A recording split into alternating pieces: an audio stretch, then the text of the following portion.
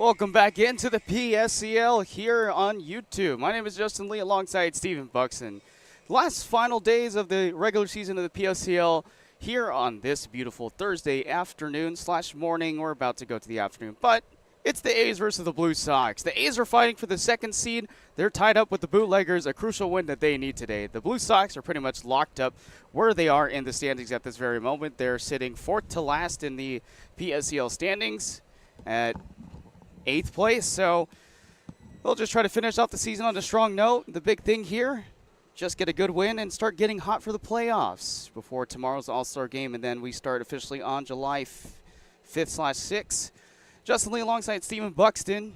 We'll get things started here. The starting pitcher for the Blue Sox, Zach Burston, will start off here for the Blue Sox, and against Derek Thompson Jr., Braden McLinn, and Braden Braga. 1, 2, 3 will begin. Here's the first pitch delivery. That's out inside for ball one. Rest of the lineup looks like this. Jeffrey Fontenot at the 4th spot, Blake Browning at the 5th, Gil Percasio at the 6th spot, Ethan Beltran at the 7th, Cade Hill in the 9th spot, Logan Lobel, and Jackson Call in the 10th spot. Next pitch in there for strike one. 1-1 count early for Derek Thompson Jr.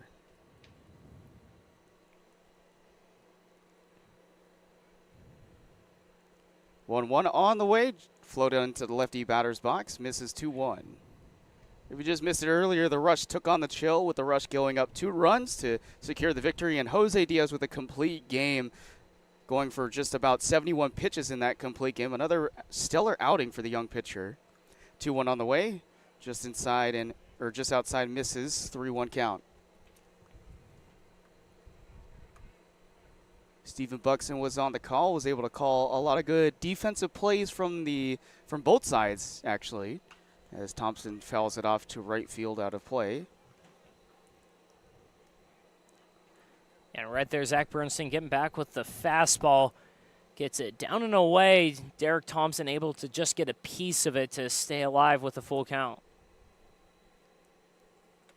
Derek Thompson just threw away his elbow guard, it looked like, before he takes on the payoff pitch here. First one of its kind today. 3-2 on the way. Got him on the outside corner for strike 3. Leadoff batter taken down with the strikeout looking on the outside edge. Good pitch there by Bernstein.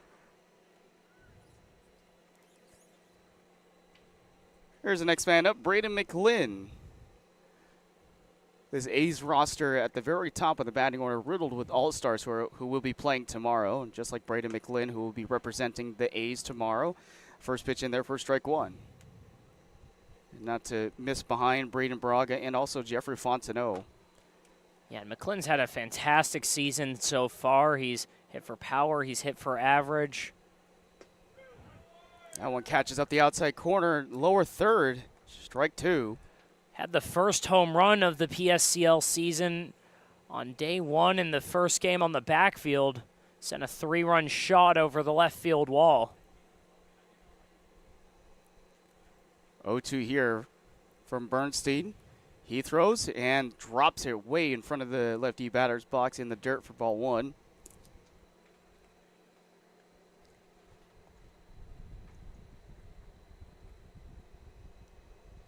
It's already a strikeout looking to the leadoff hitter on a 3-2 count. 1-2 count, and here to Braden McLinn, 1 man away.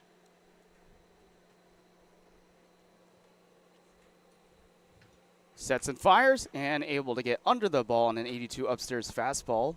Keeps the at-bat alive. Right behind him would be Braden Braga, like we talked about, another all-star. He's having himself a very good season, .350 batting average. Total of 14 hits, 3 of those for doubles, 2 of them for triples, and 1 of them for a home run. 1-2, set up one more time. That is just floated just outside for ball 2. The culmination of the A's this year, they've hit 6 triples and 7 home runs in total, showing off why they've been one of the better offensive teams this year. The run differential right now sits at 23 runs plus, as that pitch is delivered just low as well. Another full count for the second hitter in the order, and in this top first half of the first. And for the Blue Sox, everything changed for them offensively. They were right around middle of the pack until earlier this week. That one's grounded down, just floated. Shortstop picks it up. Not going to be able to make the throw as Braden McLinn guns down at first base. Nice effort over there at third base. Michael Kirk able to shift over, try and get a jumping catch to pull that thing out of the air, but it bounces over him. Fielded by Evan Ribley, keeping it from maybe getting over towards the line in left field and giving McLinn a chance for extra bases, but nothing you can do there. It's an infield single nonetheless. But with the Blue Sox, their offensive profile kind of changed up a little bit, right around the middle of the pack in most stats. That first pitch misses upstairs to Braden Braga, next man up. And then a couple games ago, they played against the Bootleggers on the backfield. They put up 17 runs. They hit 3 home runs in a game. 1-0 count here for Braden Braga, man at first. He cuts and misses and tips it into the glove for strike one. Now, the Blue Sox have been somewhat inconsistent at times when it comes to offense. And like you talked about against the Bootleggers, they've had good games offensively, just haven't been able to put it together for a consistent number of games. 1-1 count, another off-speed pitch, misses for strike two.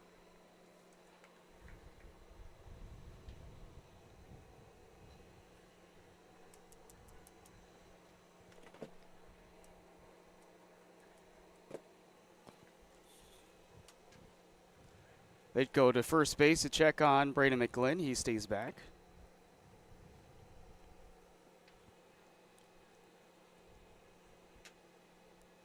This A's team 12-5 on the season. The Blue Sox 8-9. There goes the runner.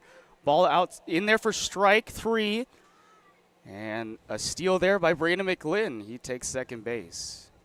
So Braden Braga goes down on a strikeout looking. It caught up on the outside corner of the strike zone. He'll take a walk back to the dugout, trade off to Jeffrey Fontenot. Yeah, it looked like that pitch was maybe a little bit off the plate. It wasn't in a bad spot, but maybe the movement at the last second by Tyler Cabana getting up quickly and trying to throw down to first might have stole that call there. Gets the strikeout either way, but a stolen base on a perfect jump by Braden McLinn. First pitch just a little too upstairs for ball one. Fontenot, another all-star, going to be featured tomorrow night for the A's here. Right behind him. And we talked about this with Zachary Durham and Charlie Gonzalez when we were on the other broadcast. This A's team just riddled with offensive pieces all the way up and down as the next pitch is delivered just outside for ball two. Yeah, it's a similar team that Jimmy Johnson had last year in the Winter League, but this team might have a little bit more pop. They are missing one big name in the fact that they don't have Bubba Thompson, who was a monster in the PSCL last season. Well, at least they do have a Thompson. His name is Derek Thompson Jr., but he doesn't exactly have the same pop as you're speaking of. Yeah, Derek Thompson returning to Jimmy Johnson's squad again, but other than that, it's, I mean, up and down the lineup, there's not really any holes for the A's. It's a 3-0 count. Man at second is Braden McLinn. And that one is just watched for strike one. Red light on the 3-0 count for Jeffrey Fontenot. Their outfield's incredibly potent as well, and again, it's probably the place where they have the most pop.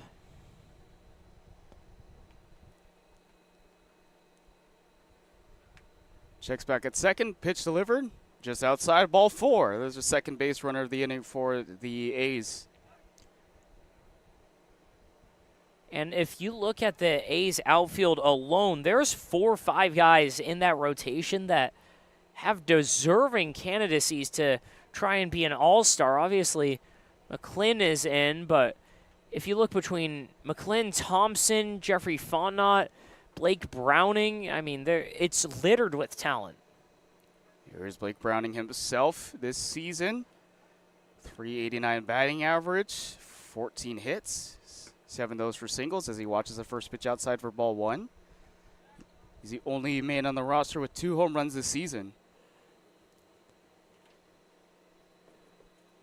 And Gilbert Casio's had a solid season as well. Again, not in the outfield, but that catches up on the outside corner for strike one.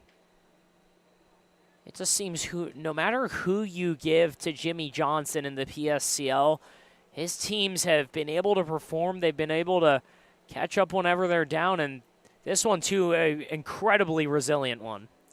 1-1 on the way. It just floated it upstairs for ball 2. 2-1 count. We led off the inning with a strikeout looking, and then a single from Braden McLean. He's over at second base. Another strikeout to make it 2 outs, and then a walk just before with Jeffrey Fontenot. And now Blake Browning's up with a 2-1 count, looking to try to knock in the first runs for the A's. He gets jammed up on this pitch. It looked like it just landed foul inside the batter's box. This will be a dead ball situation as the umpire points. Yeah, big break there. Zach Bernstein goes in with the breaking ball, and Blake Browning couldn't hold up just enough. It gets off his handle, but luckily for him, bounces off the plate, and instead of possibly the easiest out Bernstein's ever recorded, it's just a foul ball and keeping the at-bat alive. Now John Kibble and John DeCesar will meet up, the two umpires today. They will discuss as Reed Santos wanted to see if that ball just had a touch fair, but they're going to stick with their call, make it a 2-2 count still. Casio on deck, Ethan Beltran in the hole. Blake Browning's got a 2-2 count, 2 men at first and second, 2 outs. Still a scoreless game here in the top of the first. Pitch on the way.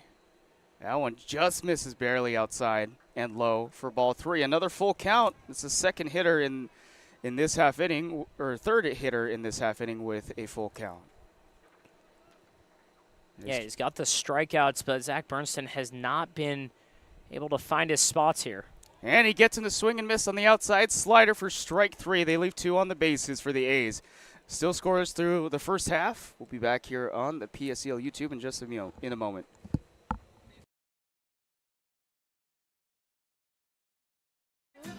Family setting, you know, we come and we get into conversation, and it's comfortable here is what I guess I'll say. It's comfortable. The hot cocoa has whipped cream and sprinkles in the whipped cream in the hot cocoa. Very family oriented. You know, they cater to the kids. They got the coloring books and crayons, and they have kid-sized stuff about almost for everything that you would want. So young and old, everybody can enjoy it. It's the best. Made from scratch memories. Elmer's.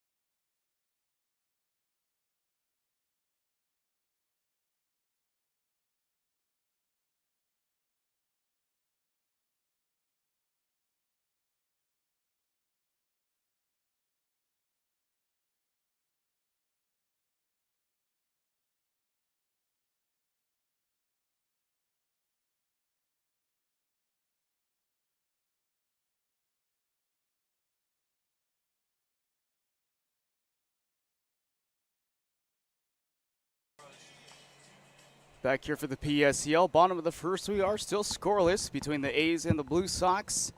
Leading off here, Carter Martinez, Brandon McLean Banks, and Jackson Phillips in left field. 1, 2, 3 hitters. We'll talk about their batting order in just a second. R.L. Chandler for the A's will start off here. He delivers the first pitch to Martinez, and it's an outside pitch. Sinker on the outside edge for strike 1. Chandler, another College of the Desert product, a freshman this year, so not a whole lot of play time, but he gets some here with the PSEL. Next pitch delivered, 1-1 count.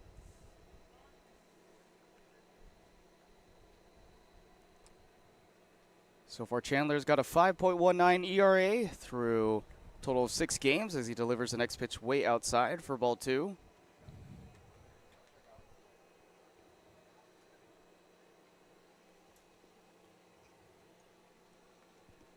Two one, just below. It's a 3-1 here for Carter Martinez for the Blue Sox. He's hitting 150 batting average this year, only 3 hits. He watches the outside corner again, 3-2. And with Chandler, part of the issue has just been the walks. He's got solid stuff, but 5 walks in 8 innings. He does have 9 Ks, so he's able to get that swing and miss. Just outside in lefty batter's box. He will be the first runner of the day with a walk here. But it's the amount of times he started at bats 1-0, 2-0, and has to work back into it. It allows base runners, but it also just drives up the pitch count, and it's really difficult to sustain for long term. We saw that earlier today with the rush and the chill when Drake Aycock took the mound. He had some issues with some of those walks like we talked about. We'll see if R.L. Chandler can change that story as he delivers their first pitch just outside here to Brandon McLean Banks. 1-0 count to begin with. But again, when he gets the stuff in the zone, he is objectively one of the harder guys to hit in the PSCL. That one just caught the outside corner for strike 1. 1-1 count. Everything moves out of Chandler's hands. Nothing goes straight, and it's going to be a fastball in the high 70s, low 80s for him. 1 on the way, 1-1. Just missed it outside.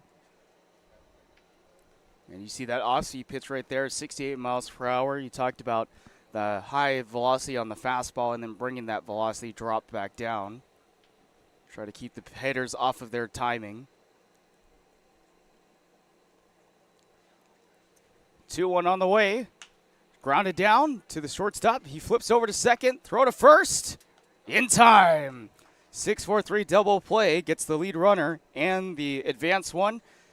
Already 2 outs. And Justin, this is how we've seen teams progress throughout the season. At the beginning of the year, through the first couple of games, we were talking about the A's really struggled with their infield defense, but since then, over the last 2 or so weeks, they've gone to be really solid, and over the last couple of games especially, they've turned a couple nice double plays like that. We saw a couple of those nice double plays earlier today as well with the rush and the chill. Really good one, too, from Lubby Marujo, who made a diving play, had the awareness to get the runner out at first, who was going to second but had to go back because of the catch, and they made it in time there. And we've seen that a lot. 1-0 count early to Jackson Phillips. He watches the next pitch low for ball 2, 2-0. And that has been kind of the measure of how teams have gotten better with those double plays. They're starting to get more used to the infield here, too, at the stadium. And when you have a defense that can do that, as it's grounded out and just found from the A's dugout, 2-1 count here for Jackson Phillips. When they're able to do that, that's how you know that they're starting to get hot. They're starting to figure out how to get that strategy under and going. The A's also, sometimes the outfield has a little bit of a few mishaps, but like you said earlier in the game, their outfield has been pretty solid throughout the year. 2-1 on the way as Phillips sends it flying to right field. It looks like he can't find in the sunlight and somehow readjusts to make the catch. Fontenot makes it to end the inning. Very quick there with the defense helping their pitcher. So R.L. Chandler goes up for a half inning, able to hold it off for essentially 1-2-3, still scoreless through 1. Somewhere down there is you. And just like us, you're an amazing Palm Springs vacation home. I bet we have a lot in common. Elevated, yet down to earth. A place to soak it up, sip it down, and make a splash. A place where staying in is even better than going out. Not just a place for visiting, a place for living in the moment. That moment when vacation dreams become reality. You're one of Palm Springs' best kept secrets. Let's show you off. Because you're so much more than just a home. You're a destination. You're an adventure. You're an idyllic escape. You're a happy place. Need a garage door replaced or repaired? Then go to Overhead Door Company. We do it all. Repairs, service, new installs, retrofits, and more. For over 100 years, Overhead Door has been committed to bringing you the best in residential garage doors, commercial doors, openers, and accessories. Whether you need a stylish new garage door for your home, a more energy-efficient commercial door for your business, or a better integrated door system for your industrial application, remember, if you don't see the red ribbon logo, you are not getting the genuine, the original Overhead Door products and service you need. Look for the red ribbon for products that are reliable and safe. Our service technicians are trained, knowledgeable, and background checked. Our continued success is due to our exceptional employees. Call 760-772-3667. Overhead Door Company. We sell the best and service the rest. Look out to the leader, Overhead Door.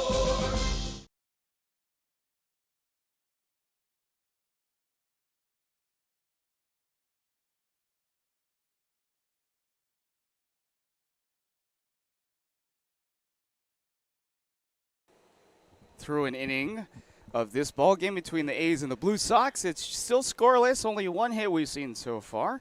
Leading off here, Gilbert Casio, Ethan Beltran, and Cade Hill, 6, 7, 8 in the batting order, facing off against, one more time, Zach Bernstein. He comes around with the first pitch on the way, and there for strike one. The A's fighting for that second spot, the second seed, as they hold on against the Bootleggers. The Bootleggers have been losers of their last two games. They've had some unfortunate losses so far in the previous stretch of this. Next pitch floated up and popped up in the air towards left field. Chasing after it and making the catch is Phillips.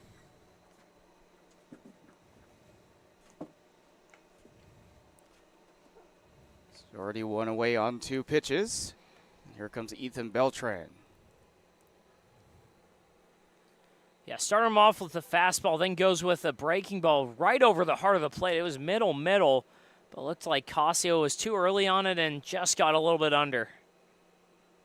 First pitch to Beltran here. He sets up, but the pitch is outside for ball one. Beltran's got some good power to him this season. He's been able to get a home run this year as well.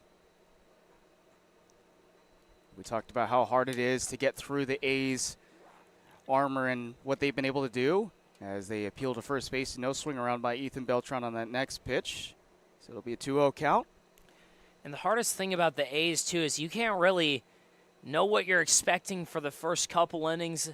A lot of their wins have been, they kind of have flailed around, frankly, for the first 4 or 5 innings, and then had these 6th, 7th, 5th inning comebacks to finally win it late. Swing and a miss on the off-speeder. That was down the heart of the plate, but because of the speed and timing of that pitch, he missed it. 3-1 count for Ethan Beltran. It's been an approach that has given Jimmy Johnson a couple heart attacks. This one is laid pretty well to left center field. Both chasers going after it, unable to make it.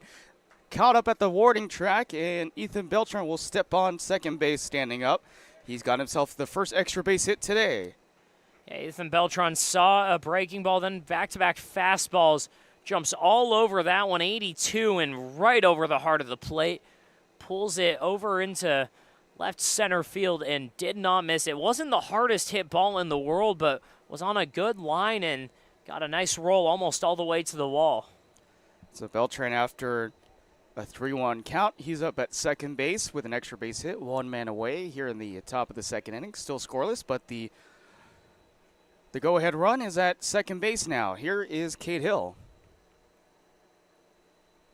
First pitch on the way. It's in the dirt, gets away on a wild pitch that will move Ethan Beltran 90 feet. Now he's closer to home plate.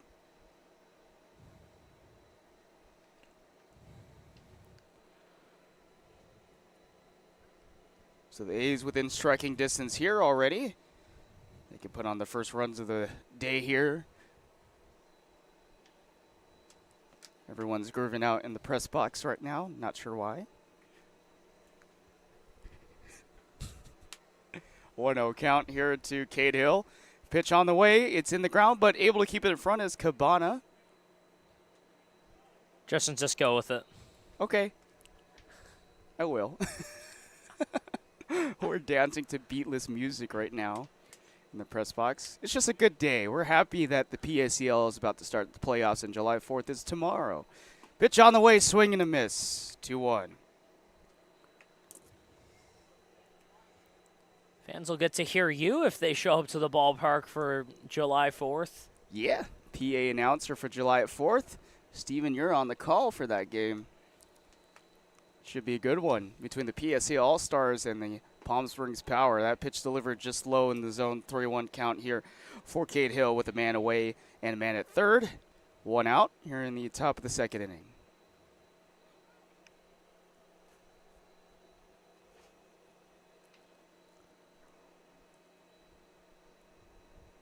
Bernstein delivers, and another swing and a miss. It'll be a 3-2 full count for Cade Hill. Cade Hill throughout this young season for the A's. Pretty decent stats, 238 batting average, 3 hits, a double, and 1 home run as well.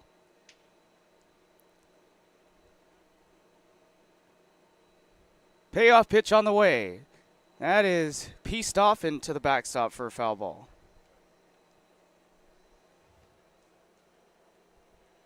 The A's this year, towards this final stretch, they are 0-2 against the Bootleggers, but only because the Bootleggers, the first time around, it was because they had to face off against Isaac Quintero, who struck out 11 batters in that game, 12, excuse me. And then they brought in Hudson Myers, and he came out halfway through the game, and they weren't able to get around the Bootleggers. 6 pitches and a walk here for Cade Hill on the 7th go-around. He's on base. And Justin, basically whoever's gone against the Bootleggers when Isaac Quintero's been on the mound has not had a good time. He's been one of the best strikeout guys per inning in the league. And, I mean, he made a statement in his first PSCL outing of the season, going 4 innings, striking out 8, and being the first leg of a PSCL combined no-hitter. He also had an immaculate inning as well against the A's this year. Here's the pitch on the way, just outside. Good stuff by Cabana on the first pitch, 1-0 to Logan Lobel. Lobel has not been too, well, you know, he has been very opportunistic at times. 192 batting average this year, looking to score the first runs of the game as he watches ball 2. Justin, was that me and you on the call for Isaac's immaculate inning that I completely missed? That was at the turf field. Oh. You weren't there, don't There worry. was another immaculate inning. There was another immaculate inning he was a part of. This one is popped sky high to right field. Martinez runs in. It will drop right in front of Martinez. The first runs of the game come around to score off of Ethan Beltran. It's an RBI pop fly single into the dirt on right field for Logan Lobel. Again, Justin, so many coaches will just say you need to put the ball in play. They boil baseball down to the simple things. Play, catch, throw, strikes, just put the ball in play. The A's put the ball in play with the best of them, and right there, not great contact, only 200 feet off the bat, only a couple feet into the outfield grass. But it lands on grass, and Ethan Beltran, hustling all the way around, scores. So that second now, Cade Hill moves 90 feet as the next pitch is fouled off to the next man at Jackson Call. And with the way that ball was placed in shallow right field, many experts would say that would be elite ball placement. Now it's grounded right up to the pitcher. He throws to second base to try to get the man at first, and it's an errant throw around. Another run's going to come around in Cade Hill. Jackson Call gets on base with the throwing error by the shortstop. It looked like he had a little trouble there trying to get around the sliding runner in Logan Lobel.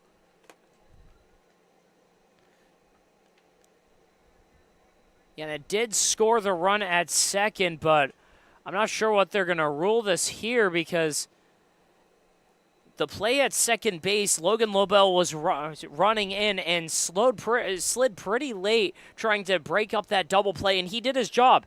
The shortstop, Evan Rively, had to jump over at him and was kind of stumbling getting out of that play and still made the decision to make the throw down to first. It was going to be a little bit late and tried to hurry it to get Jackson Call and threw it away. And that scores another run for the A's. So the A's have scored 2 runs here in the top of the second. They have a man at second still with Jackson Call reaching on that errant throw by the shortstop. He's on base there. It wasn't throwing error technically on Evan Rively. And we're back to the top of the order with Derek Thompson Jr. Next pitch delivered, strike. 1-1 count here. And I know it's a close play. You're trying to get out of the inning, but you just can't throw that ball. You can't risk that play there. Swing and a miss. 1-2 now for Derek Thompson Jr., who struck out last time with a full count. It seemed like he was a little bit rushed there, Evan Rively, trying to make a play to first base, and just the way that he threw it, even though he was off balance, just couldn't get it in time. Again, it looked like he was going to be able to make the play at first, but Lobel coming in, crashing into second base, just almost took him out, and he had to basically restart the throw, stumble along, and then try and throw again. 2-2. Thompson able to get it through the infield on the right field side. He will get to first base another 90 feet. As the ball gets away on the relay down, this will score another run. 3-0, the A's go up.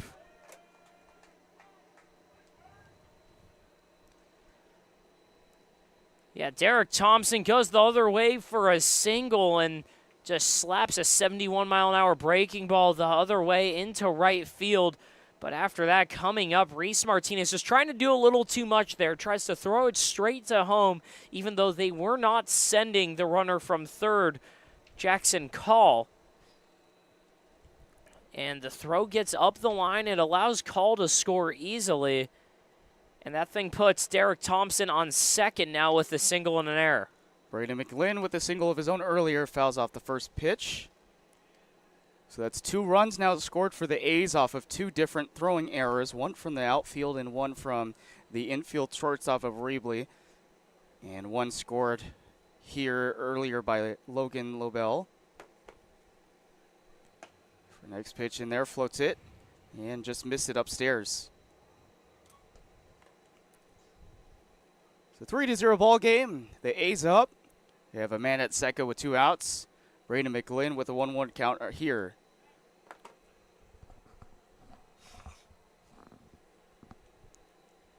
That is just off the plate outside. 2-1 count here for Braden McLinn. The A's, meanwhile, have had 3 hits already here in this half inning, so starting to open up the playbook here. And again, showing off why they've been very good this year. If you make a mistake against the A's, they will exploit it, and so far they've done that early in this ball game. That catches up the outside corner of the strike zone. Strike 2, 2-2 count here for Braden McLinn. And I mentioned how the A's have gone off to slow starts lately. It's mostly because they haven't been able to take advantage of these kind of opportunities. But here they're finally doing it themselves. They've taken everything that the Blue Sox have given them.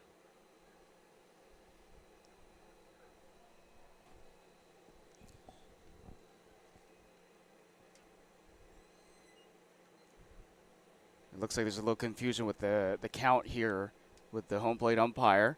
2-2 count as it stands right now. Now it's a full count. The base umpire, John DeCesar, had to come over to redouble check with John Kibble behind the plate. Full count man at second base is Derek Thompson Jr. Swing and a miss. He goes down, but the A's are able to knock in 3 runs to start things off here in this ball game. We'll go to the bottom half of the second and see if the Blue Sox can respond. Building your business is no small undertaking, and you need the right team by your side. Whether you're just getting started or expanding nationwide, Pacific Premier Bank is here to support your business every step of the way. As your trusted banking partner, we can help guide you down the right path with customized solutions designed for your business. We'll help you achieve the success you deserve. Pacific Premier Bank. Let's build your future together.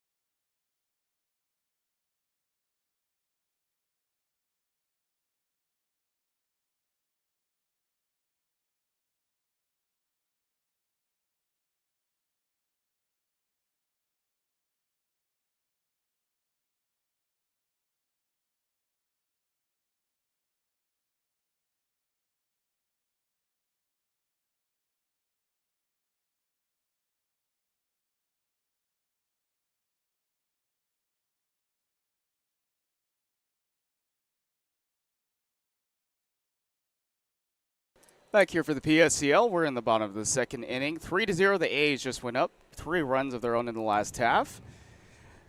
A couple of errors allowed the A's to keep the inning alive, and 3 hits in that inning alone gave them the lead. Here's R.L. Chandler in the second inning of work.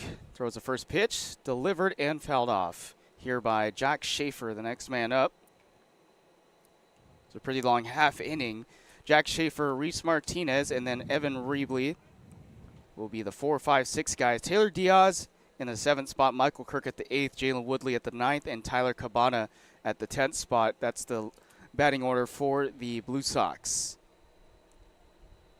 The Blue Sox trying to answer back for going down 3 runs as the next pitch runs outside. 1-1 count.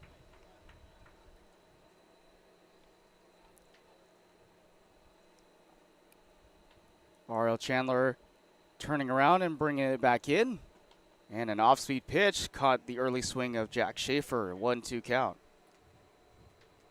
Defensively for the A's, McGlynn in left field, Thompson Jr. at center field, Fontenot in right, Call at third base, Ethan Beltran at shortstop, Hill at second base, and Braga at first. Next pitch delivered upstairs, ball 2, 2-2.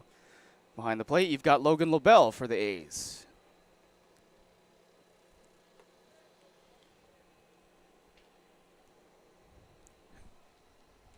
Two on the way. Swing and a miss on the downstairs pitch and the breaking 67 miles per hour, strike 3. Yeah, good job there by R.L. Chandler. He's able to throw a couple pitches high in the zone, gets a one high fastball up there to Schaefer, moves the eye level, and then he goes downstairs with that slow 67 mile an hour breaking ball to catch him off time. And again, the eyes are looking up. You go all the way down there. He does the same thing here on this first pitch to Reese Martinez. It's just really hard to make those adjustments on the fly. We'll see if R.L. Chandler can continue to do some good tunneling here against the Blue Sox. Delivers an outside curveball, just misses off the plate. 1-1 count. It doesn't matter as much about the stuff for these guys as much as just keeping the pitches competitive out of the hand. Just off the plate on the inside, 2-1. And keeping your misses close. As long as that spray pattern is around the zone, then there's no batter that can just take a pitch off, basically, and there's no time to really reset.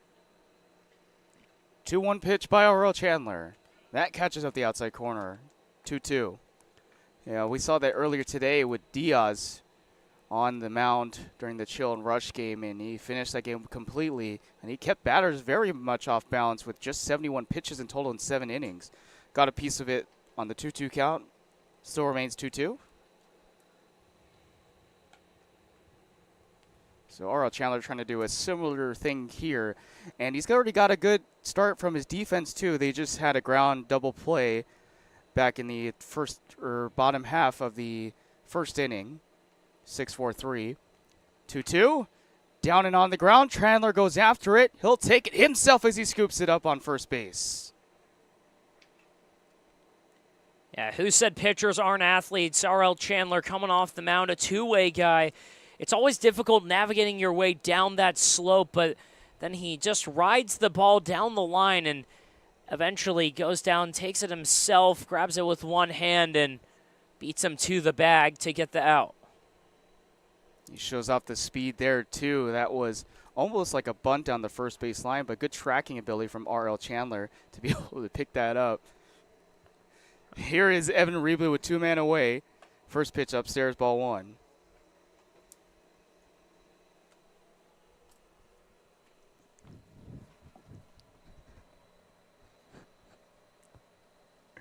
One 0 on the way, just outside. Makes it 2-0 here for Evan Riebley, the shortstop for the Blue Sox.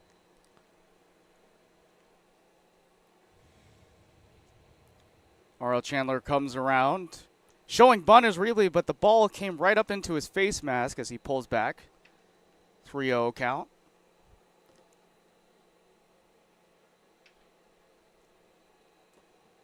It looks like he's wearing a new helmet today. Earlier this season, he was wearing a broken helmet for much of the game as he watches the next pitch catch the outside corner for strike 1. He had a broken helmet that was missing the earpiece, so you could see his left ear exposed in the batter's box before he switched it midway through. 3-1. Big swing and a miss as he chops that one above the strike zone. Full count now for Riebley. Big payoff pitch here in the bottom of the second innings. 2 outs. Blue Sox still down by 3 against the A's. Here's the delivery. It's in the dirt. That's a walk on a full pitch count for Evan Riebley. He's the first base runner of this half. So bring up Taylor Diaz, the first baseman for the Blue Sox today.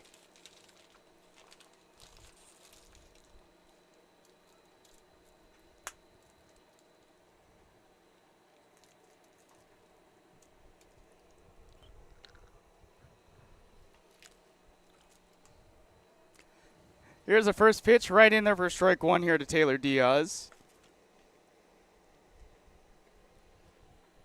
I think Steven's trying to tell me something here in the press box. I don't know if I should share that story. I don't know what I'm trying to tell you.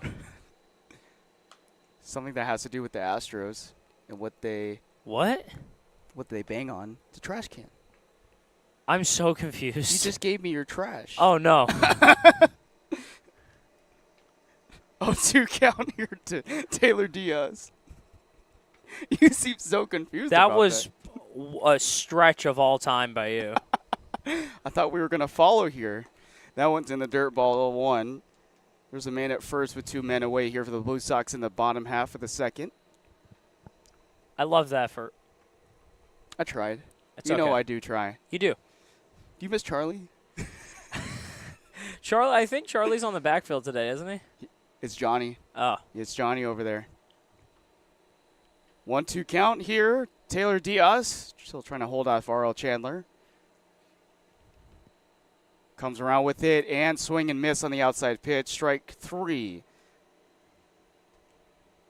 So the Blue Sox able to get a man at first again, but unable to come through with anything here in the bottom half of the second inning.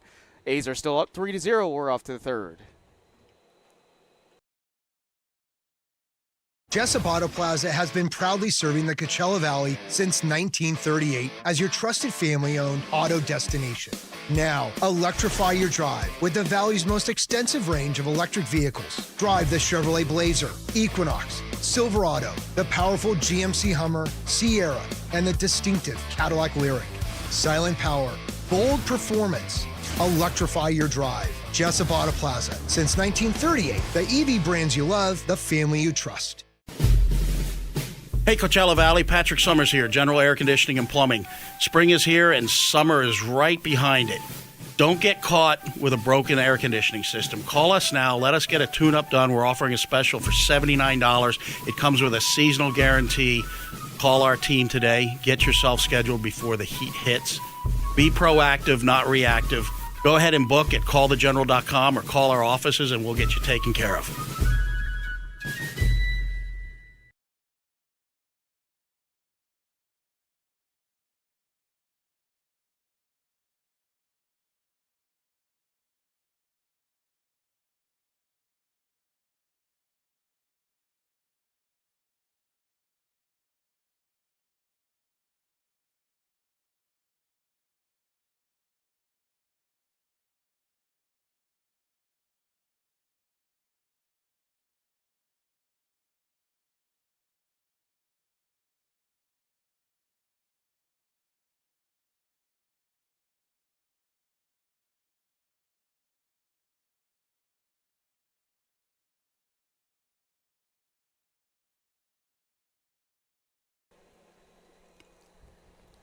Here for the top of the third inning on the PSEL YouTube channel. My name is Justin Lee, alongside Stephen Buxton up here in historic Palm Springs Stadium.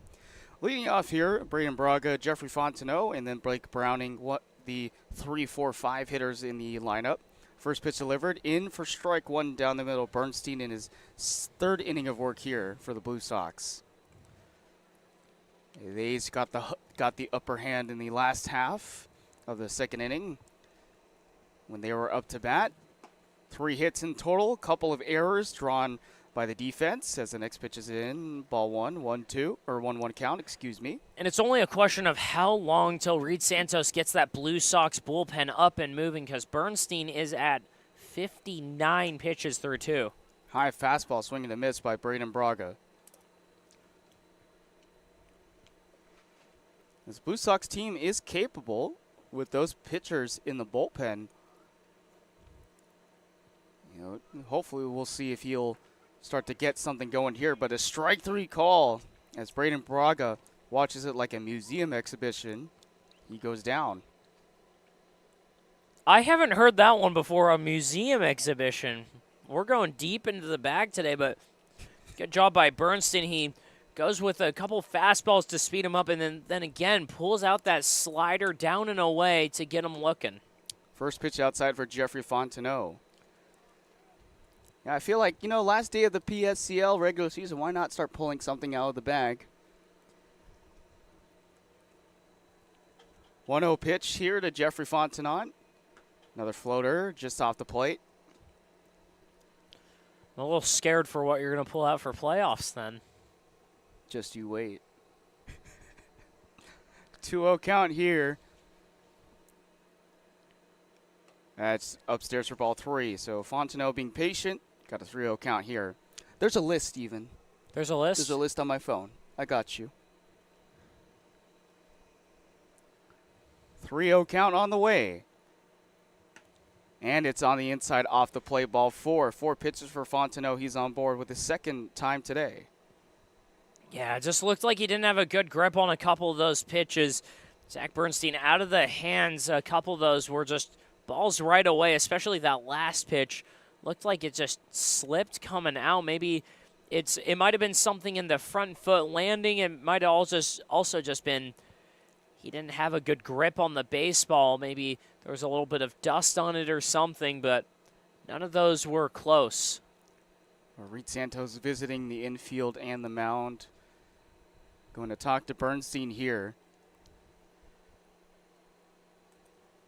Well, if it's an indication of what it should be tomorrow, a lot of red, white, and blue present in the stadium. You've got the red versus the blue here today at the stadium. It should be a very good ball game tomorrow. The PSCL All-Stars taking on the Palm Springs Power, and then the Fireworks Spectacular at the end of the game. Join us here at historic Palm Springs Stadium. You'll hear Stephen Buxton on the call, and you can hear my voice on the PA system tomorrow night as well. The biggest game of the year for the Power and the PSCL, just before the playoffs for the PSCL begin. So Blake Browning steps in. He's got a man at first with 1 out. Here in the top of the 3rd inning, the A's are trying to add some extra runs with a 3-0 score. First pitch on the way is floated in for strike 1.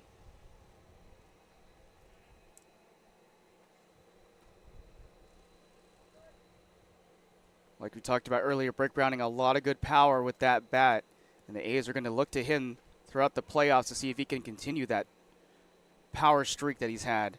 Next pitch he misses, though, strike 2, 0-2. Yeah, and that power's been a thing that he's had for a while, but he's always worked at his entire life. One of the hardest working guys you'll see on any team, Blake Browning. Chokes up on the bat here. We've seen this from him plenty of times this season on 0-2 counts. There goes the runner half-heartedly, dives back in at first base. And the pitch was outside for a 1-2 count. Fontenot over there at first base leads the team in stolen bags. He's got 12 on the season. Higher totals than most of the players in the PSCL as well. Another reason why he's also in the All-Star game. Blake Browning with a 1-2 count chokes up, waits for the pitch, just off the plate outside. Ties up the count at 2-2.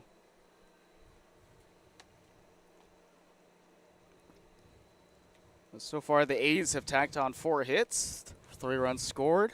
They've only left 3 men on the bases in this game thus far. 2-2 count on the way here. Browning gets a piece of it, floats it up in the air. It's trailing towards the first base side and at the athletic trainer's 10 out of play. And we've seen it today. We'll see it a lot from the A's. They just do not give up at-bats. Blake Browning between his first 2 at-bats, it's already 12 pitches. And up and down the lineups, you'll see foul balls all over the place. You'll see them taking really close pitches. It's a disciplined lineup, and again, it's just a nightmare to pitch through. Challenging the endurance of Bernstein up on the mound here. 2-2, another count. Pitch on the way. He gets a good piece of it to left field. This will get all the way to the wall.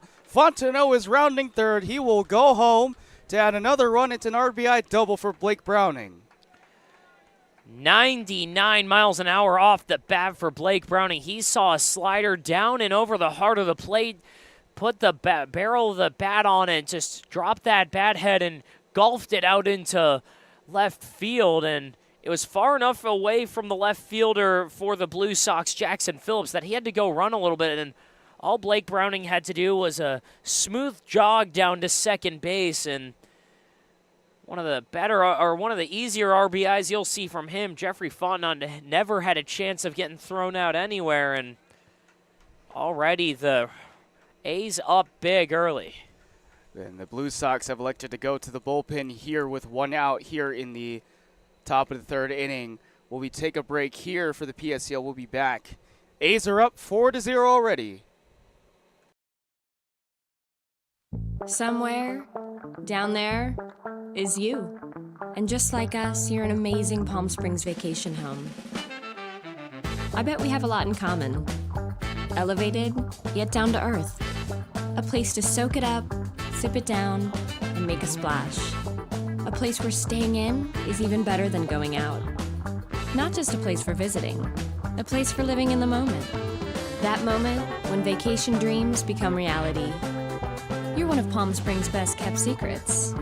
Let's show you off. Because you're so much more than just a home. You're a destination. You're an adventure. You're an idyllic escape.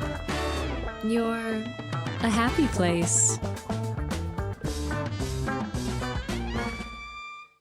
Need a garage door replaced or repaired? Then go to Overhead Door Company. We do it all. Repairs, service, new installs, retrofits, and more. For over 100 years, Overhead Door has been committed to bringing you the best in residential garage doors, commercial doors, openers, and accessories. Whether you need a stylish new garage door for your home, a more energy-efficient commercial door for your business, or a better integrated door system for your industrial application, remember, if you don't see the red ribbon logo so you are not getting the genuine, the original overhead door products and service you need. Look for the red ribbon for products that are reliable and safe. Our service technicians are trained, knowledgeable, and background checked. Our continued success is due to our exceptional employees. Call 760-772-3667. Overhead Door Company. We sell the best and service the rest. Look out to the leader.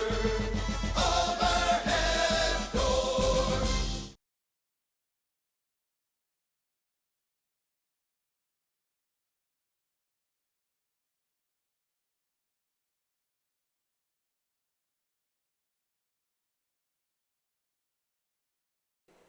Welcome back, folks. Here in the top of the third inning, the A's have already tacked on another run. It's a 4-0 ball game.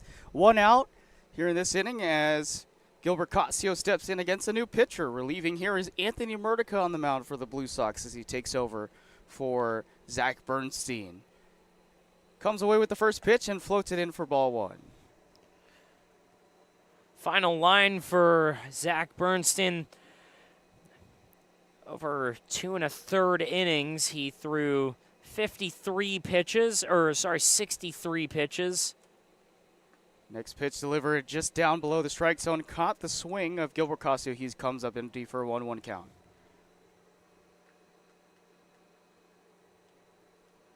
Sorry, 73 pitches, 5 hits, 5 strikeouts, 3 walks, and as of now, on the hook for 4 runs.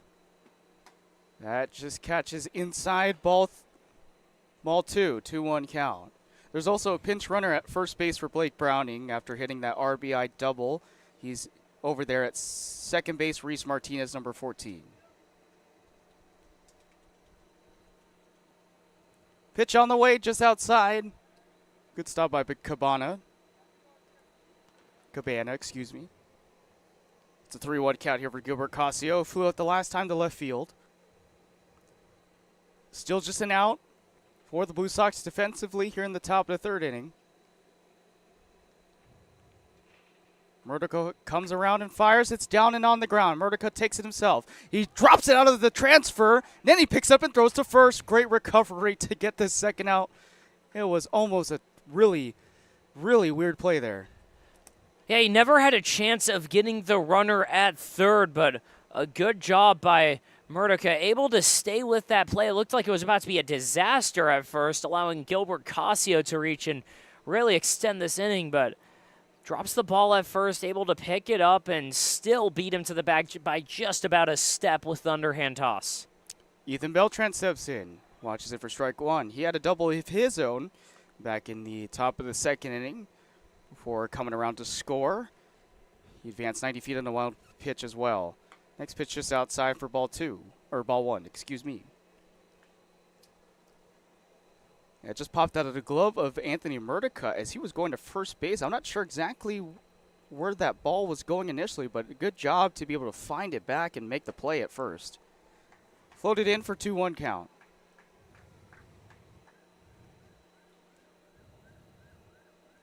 Man at third base as the ground play there moved over Reese Martinez, who's pinch running for Blake Browning, and a swing and a miss on the next pitch makes it 2-2 for Ethan Beltran. That is Andrew Carnes pinch running. Well, that's why you're here, Steven. It's okay. This is pieced down and grounded. Shortstop Rebley throws to first in time for the third out. So the A's tack on another run. It's made it 4-0. And we'll see if the Blue Sox can try to get anything going. They're still hitless through 2.5. We'll be back here for the PSCL in just a few. For 20 years, our family's mission has been simple. It all starts at Stuffed, where exceptional service meets bold flavors. Every crust, a masterpiece. Cocktails crafted to perfection, and an atmosphere that brings family and friends together. Stuffed pizza, dine-in or takeout. Savor and enjoy at our 2 locations. Quality, service, family legacy, it all starts at Stuffed. Whenever you find yourself hungry for something real, simple, and true, we're here for you. That's what a hamburger's all about.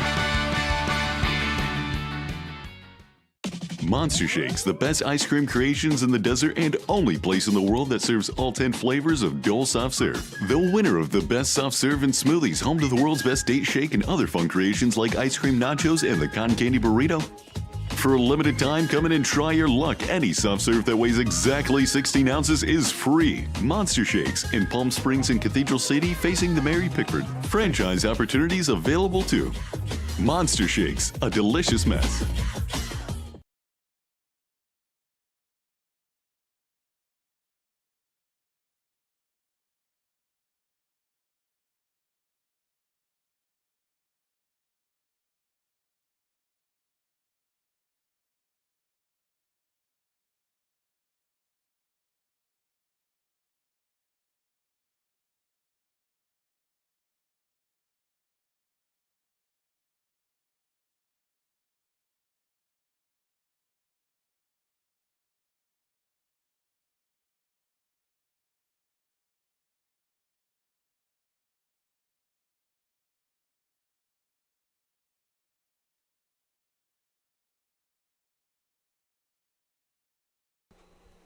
Through 2.5, the A's are up by 4-0. The Blue Sox come up to bat here, facing off against those 4 unanswered runs. They are still scoreless and hitless against R.L. Chandler. 8, 9, and 10 will be the order. Michael Kirk leads off here as he watches the first pitch upstairs for ball 1. Jalen Woodley behind them and Tyler Cabana in the hole. Next pitch in the dirt, 2-0 count. And R.L. Chandler's done a solid job so far. He did have that leadoff walk to Carter Martinez, but other than that, it's just 2 walks on the day. He's managed to get through these innings fairly quickly. That pitch catches the outside corner for strike 1. And so far, it seems like the unlikeliest of pitchers that we've seen throughout today have been pitching pretty well. R.L. Chandler stepping into a high roll here with the A's really do need to have that solid pitching come into play as it's fouled off. 2-2 count here for Michael Kirk. They lost Hudson Myers a week ago when he came off the mound halfway through, and the A's weren't able to really get a lot of run support with the Bootleggers going up multiple runs in that game. 2-2 count is in the dirt, makes it full for Michael Kirk. And with that inning ending and stranding the runner on second and Blake Browning, it does close the line for Zach Bernston. 2 1/3 innings pitched, 5 hits, 4 runs, 2 earned, 3 walks, 5 strikeouts on 73 pitches. It's in the dirt. Another walk here. Another leadoff walk on board at first base.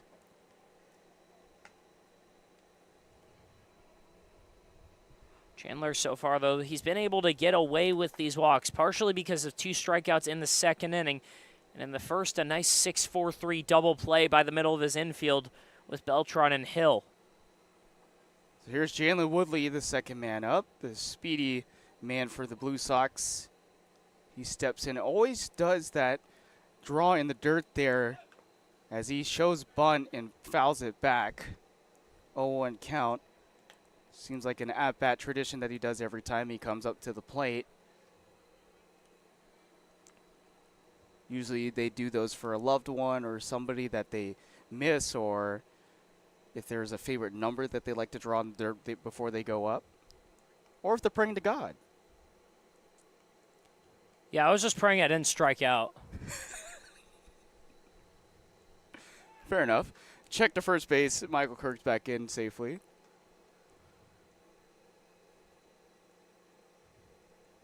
How many times a day are you hoping for something big? I don't know.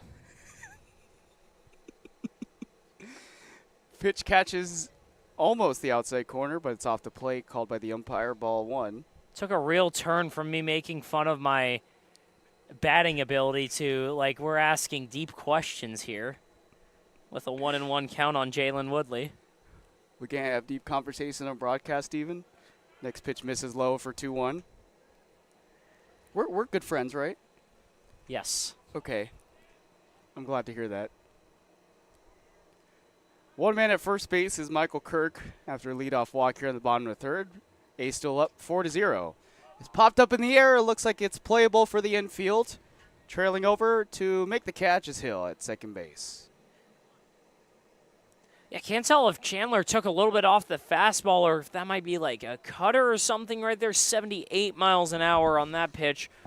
Out over the plate, but on the other side of the plate, Jalen Woodley had to go out and reach out for that one. Didn't get a ton of the bat on it. Was a little bit under it and just pops it up harmlessly into the glove of Cade Hill. So here's Tyler Cabana at the bottom of the order here. Watches the first pitch for ball one.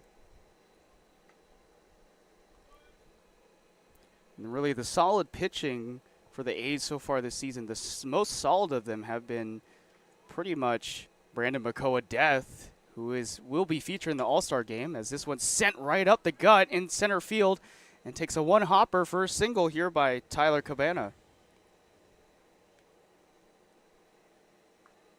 So there's their first hit of the game for the Blue Sox, and they have a man at first and second with one out here in the bottom of the third.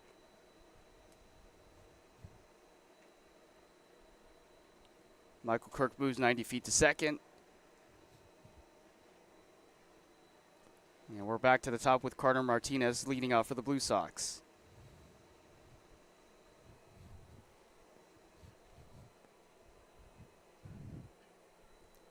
Looks like they're going to have a pinch runner here coming to first base for Tyler Cabana. It's number 20, Carson Reed, who will be over there.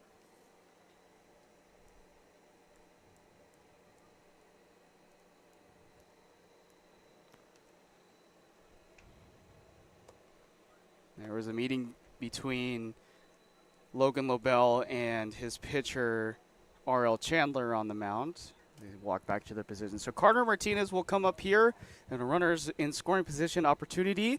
First and second, one out here in the bottom of the third. The Blue Sox trying to get back to their winning ways and jump out at the A's, who need a win here.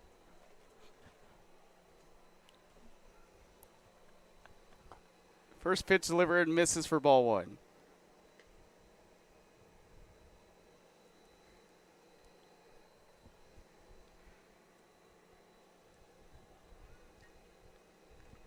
R.L. Chandler looks back to second base a couple of times, and he flips up, kicks, and fires. That just misses barely upstairs, ball two. Yeah, Chandler's been sitting at the top of that zone. Really, the first one that's been that close of a miss right there. Not a bad pitch at all. He's able to set up a lot of stuff off of that. Possibly a slider down and away here. 2-0 on the way. That comes right back into the strike zone for that first strike of the count, 2-1. Well, he didn't go with the slider down and away, but he did go down and away. It was the fastball, though, just tails back into the zone enough to get the called strikeout. Good pitch there. 2-1 here for Carter Martinez. He walked to lead off this game earlier in the first inning, and he watches another one, ball three. So another patient at-bat here for Carter Martinez, who had a full count.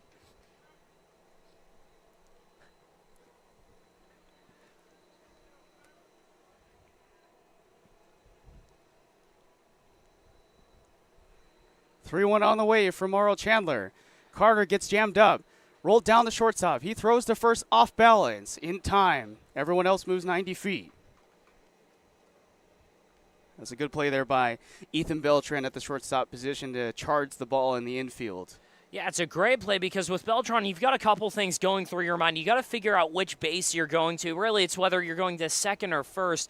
And once you realize you don't have a play at either of those, because it's almost impossible to get the play at third going there, unless the runner going to third takes too wide of a turn around third base. But other than that, you're really thinking second or first. You take a quick look down, and you also have to decide whether you're going to barehand it, whether you're going to go down with your glove, and if you even have time to do that. First pitch here to Brandon McLean Banks. It's stopped by Logan Lobel behind the mound. A good stop right there to keep the runners where they are, second and third. The pinch runner for Tyler Cabana, Carson Reed, is at second base. Michael Kirk is at third base here in this situation. 2 runners away. 1-0 count in a 4-0 ball game. The A's trying to hold off the Blue Sox here. Next pitch just upstairs for ball 2.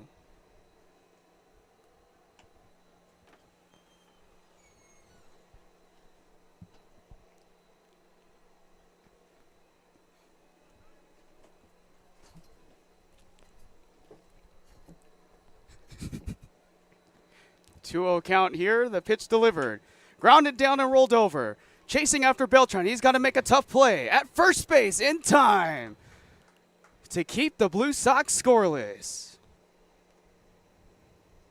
Another great defensive play by Ethan Beltran settles the Blue Sox. They're unable to score 2 runs here as they leave them stranded as we were off to the top of the 4th. 4-0 still for the A's.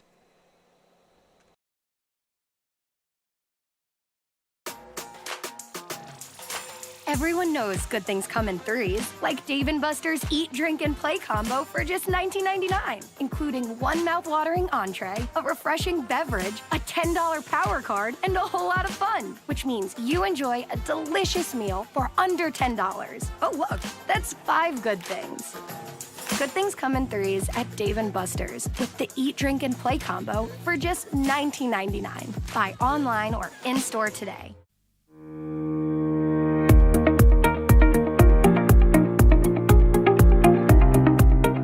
Hello, Power Baseball fans. At SBMP Attorneys, we believe in the power of community. And that's why we proudly support the Palm Springs Power, our hometown baseball team. After a memorable championship season in 2024, capping off the team's 20th anniversary, we're all very excited about the 2025 Power team. SBMP Attorneys and the Palm Springs Power are 2 teams that are committed to excellence, community, and the spirit of winning. We'll see you all at the ballpark.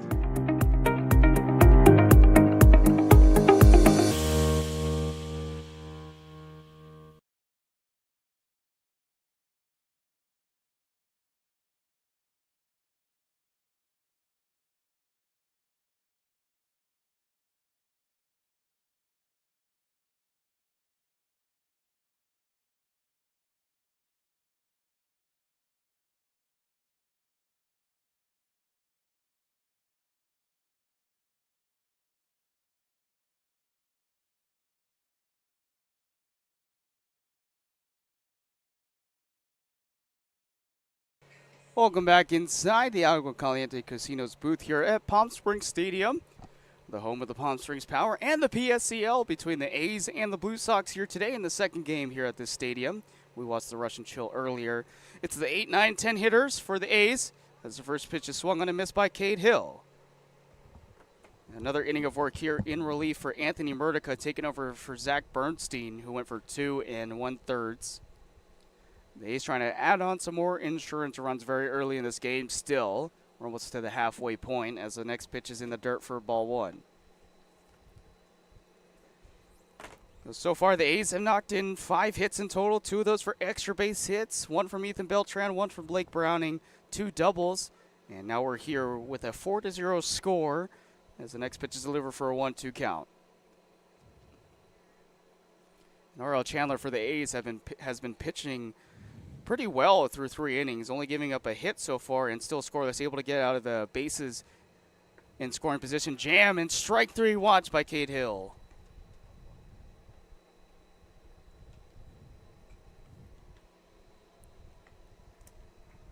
First one of the day here for Anthony Murdica as he gets Cade Hill. Next up is Logan LaBelle, who hit an RBI single in the second inning. He steps into the box here.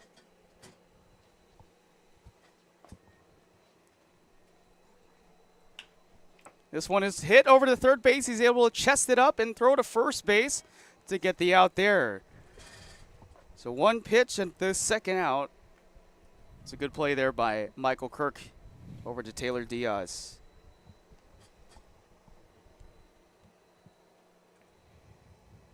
Jackson Call steps up. He reached on a fielder's choice earlier as well.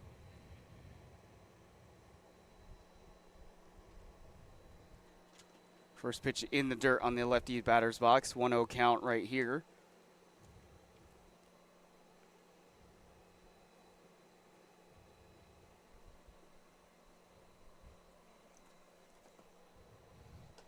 Pitch way upstairs.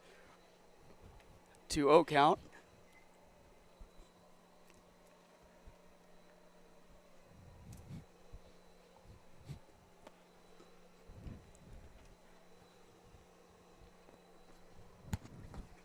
Pitch outside for ball 3.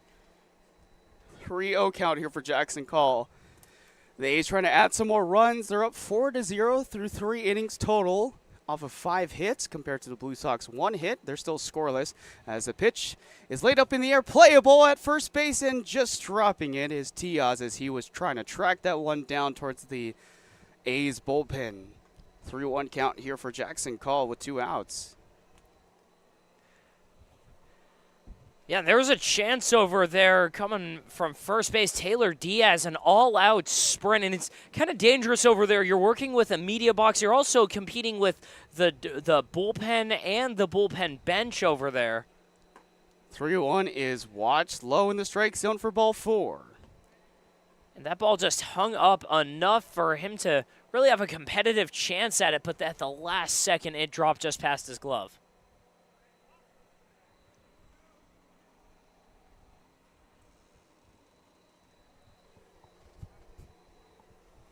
So there's a man at first with 2 outs here. Back to the top of the lineup. We flip it for the 3rd time to Derek Thompson Jr. as he watches ball 1 in the outside.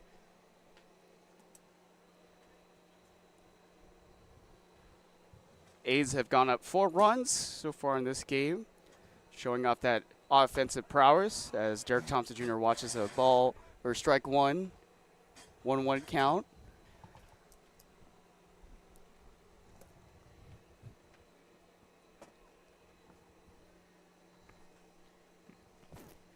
Next pitch on the way. It's fouled off by Derek Thompson Jr. 1-2.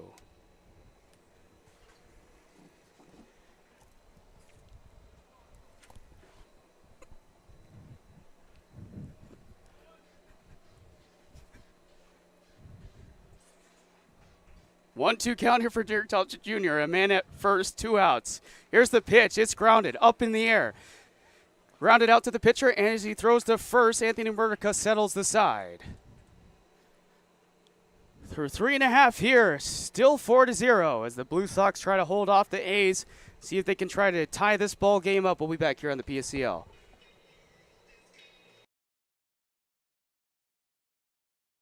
There's something winning in the agua. Catch all the action at 360 Sports at Agua Caliente Casinos. Watch your favorite teams on our giant wraparound screens. See live scores on the LED sports ticker. Win big with our bar top games and enjoy great twists on bar food favorites. And with 3 premier casino locations, 360 Sports is the ultimate fan experience. For more information, visit aguacalientecasinos.com.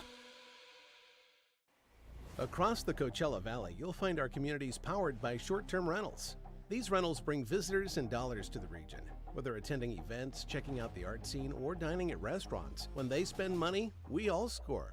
The nearly $1 billion impact of short-term vacation rentals generates tax revenues that fund police, firefighters, education, and many other programs that improve our daily lives. To learn why short-term rentals are a grand slam for the home team, visit onecv.org.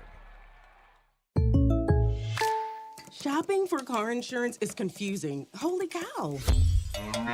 Great. Now we have a cow in our kitchen. Why did you say that? Because I don't know what coverage to choose. So just say the State Farm jingle. A State Farm agent can go over all your options with you and help choose coverage that meets your needs.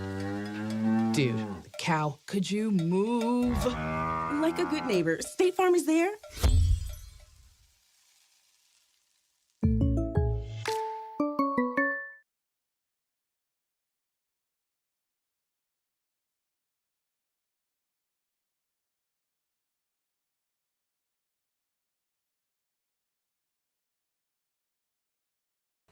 Back here on the PSCL, you've been listening to Justin Lee and Stephen Buxton up here inside the Agua Caliente Casinos press box. R.L. Chandler still pitching here for the A's. It's been all fun and games so far. They're up 4-0. Gave up a hit, though, to the Blue Sox in the last half inning.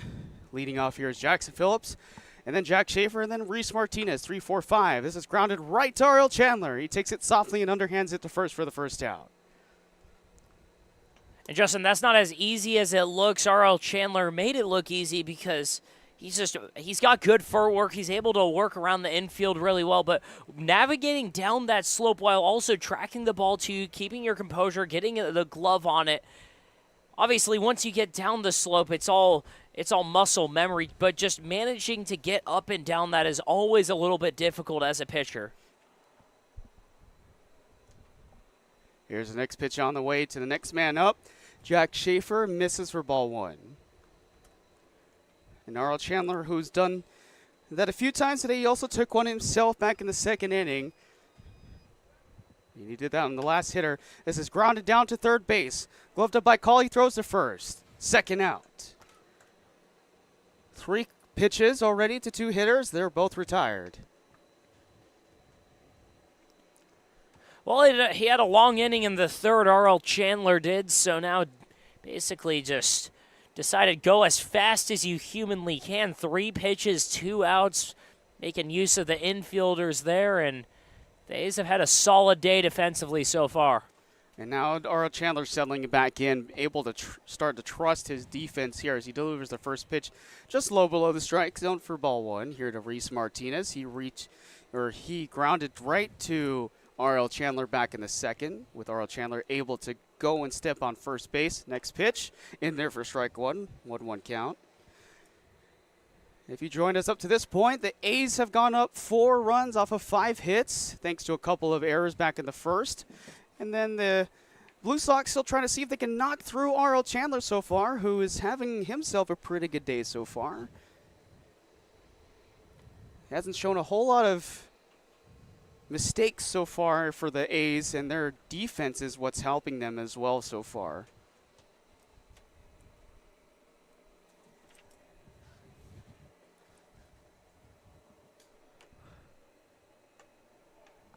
That misses just for ball 3.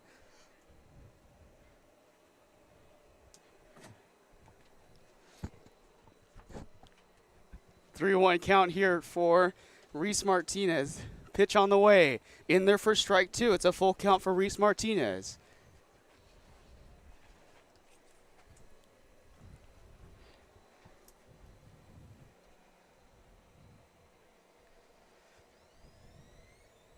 That is in there for strike 3. Caught up looking on the outside corner. That's a 1-2-3 inning the first time today for R.L. Chandler defensively. A's hold off the Blue Sox for another half. We'll be back here in just a few. The Management Trust is a 100% employee-owned company.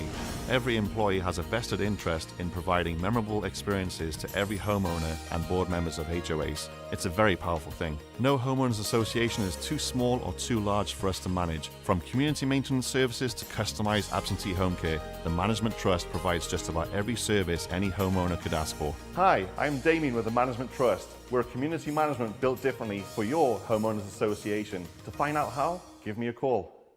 Outdoor living in the Coachella Valley is spectacular, and Tessera is the premier builder of outdoor living spaces in the desert. Nobody does it better than Tessera. From one end of this valley to the other, from Palm Springs to Rancho Mirage, Palm Desert, to Indio and La Quinta. For 35 years, we've created the ultimate in outdoor living, landscaping, pools, and patios, so you and your family can enjoy each other. Live well. Live Tessera. Quality first. It's quite a philosophy to live by. But world-class ingredients are the foundation of great meals. And we wouldn't have it any other way. At Kaiser Grill in downtown Palm Springs, we believe you deserve the best. So whether it's dinner for 2 or a celebration with 200 friends, quality is our promise to you. Because quality is king. Quality is Kaiser.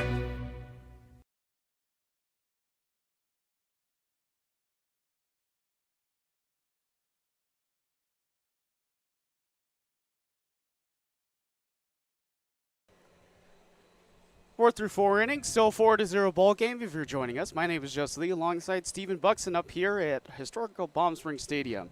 It will be the 2-3-4 hitters for the A's. Braden McGlynn steps up here against another new pitcher for the Blue Sox. First pitch delivered just outside for ball 1.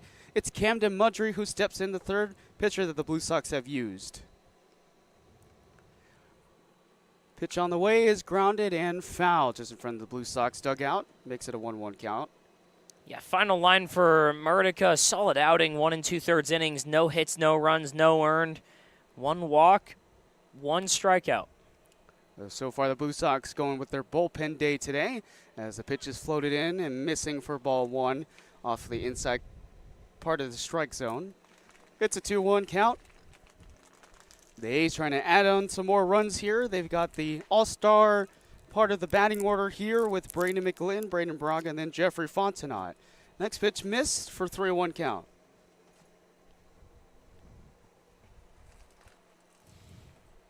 Pitch on the way by Mudry. That catches up the outside corner of the strike zone. 3-2 now.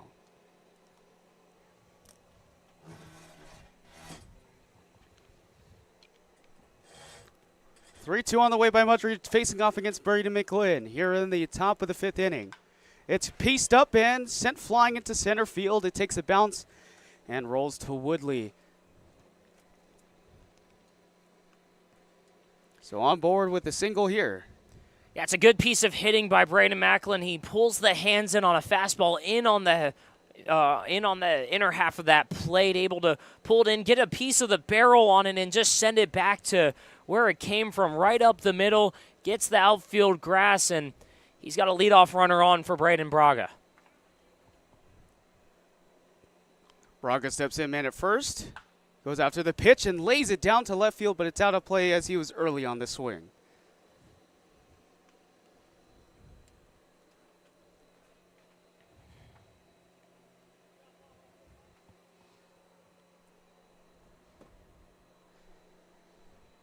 Oh, 1 count. Delivery on the way. It's in the dirt. 1-1 here. So Braden McGlynn already 2 for 3 today with a strikeout and 2 singles. He's got a multi-hit game. He's over at first base. No outs. Popped up in the air on the next pitch. Can't find it in the center field side. It will take a bounce over his head. A runner's going to come around to Braden McGlynn. He's going to home plate on the throw down to third. And another run tacked on here for Braden Braga's RBI double. Yeah, Braden Braga caught a 74-mile-an-hour fastball over the heart of the plate and did not miss it. Going back in center field, Jalen Woodley had a hard time catching up to that ball because he's dealing with the sun right now at this hour. It's basically straight up, so you're fighting with that, and didn't look like he had the best first step on that, but after a couple steps, he just turned around, and it was dead sprint to try and catch up with that thing. At that point, Braden McGlynn had all the time in the world to score. First pitch misses low in the strike zone, 1-0 count. So after that, it's a 5-0 ball game. The A's up here through 4.5 so far. And already 2 plays to Jalen Woodley's side in center field. He hasn't really had a good read on 2 back-to-back plays, it seemed like. That one, like you said, just missed it up in the air with the sunlight covering the stadium here at Palm Springs Stadium. We just hit 1:03 p.m. time. 2-0 count here for Jeffrey Fontenot. That one misses just inside in front of the knees of Fontenot. 3-0 count. He'll be patient here. Blake Browning will come up to bat right after that. One of 3 hitters today that have hit a double, including Ethan Beltran. Pitch on the way is grounded and foul.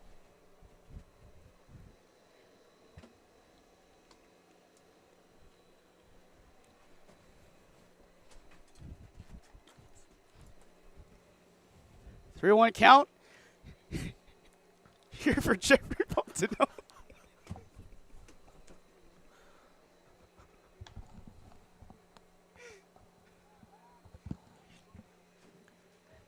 Mudry trying to pay close attention to that running game. Taking a look at Braden Braga at second. He didn't have a big lead, but just a quick look back. There goes the runner.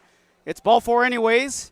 And in there for a stolen base is Braden Braga at third.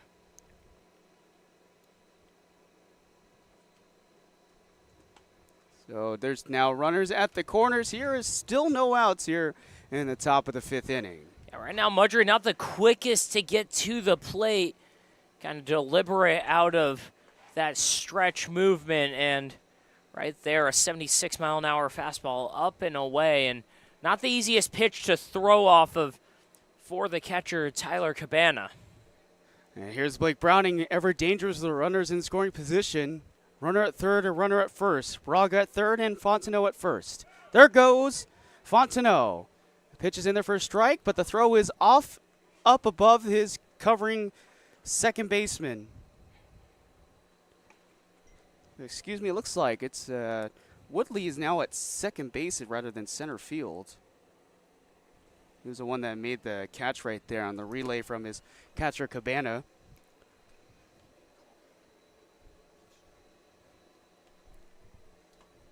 That pitch just misses for ball 1.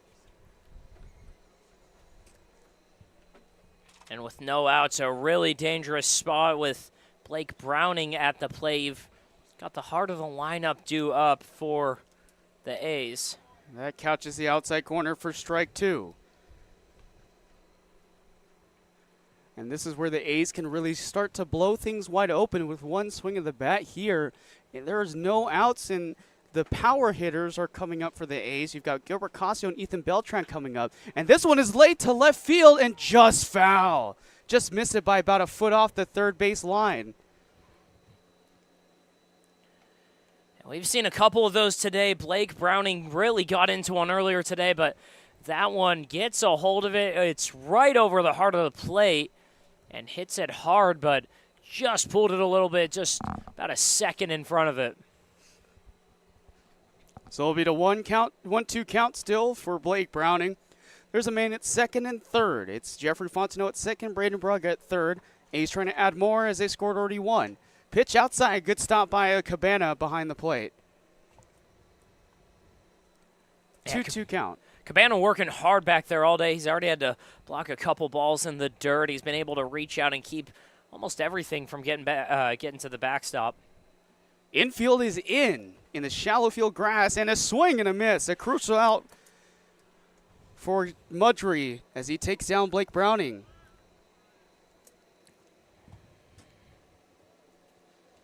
Still not out of the inning. You don't really have a chance at a double play unless they get an out at home, but just a big out for Mudry to at least have a chance to breathe here. Still runners on second and third and 1 out now, though.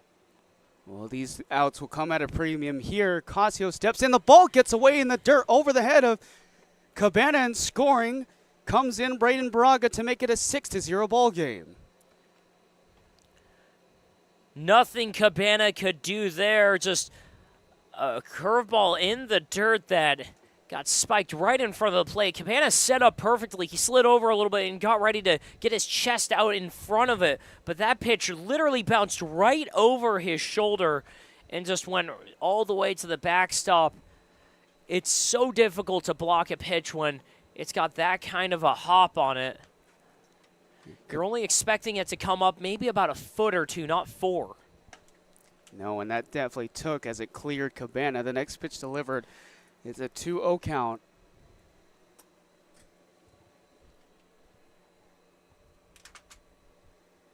Gilbert Casio steps in. Right behind him is Ethan Beltran. It's popped up in the air, but it's trailing out of play over the press box and out of the stands. Or right within here. Makes it a 2-1 count.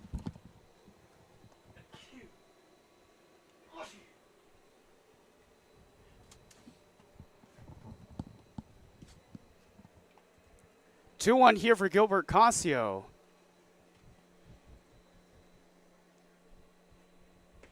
That's in there for a strike. 2-2 count now for Casio. An emphatic strike 2 call there by our home plate umpire, John Kibble. We've seen that a lot this year from John Kibble. Infield is in one more time in case this is a ground ball. 2-2 on the way. Cabana reaching out to stop that pitch. It's a full count, though. And again, it hasn't been an easy day for Cabana, but stuff like that has saved at least a couple runs today.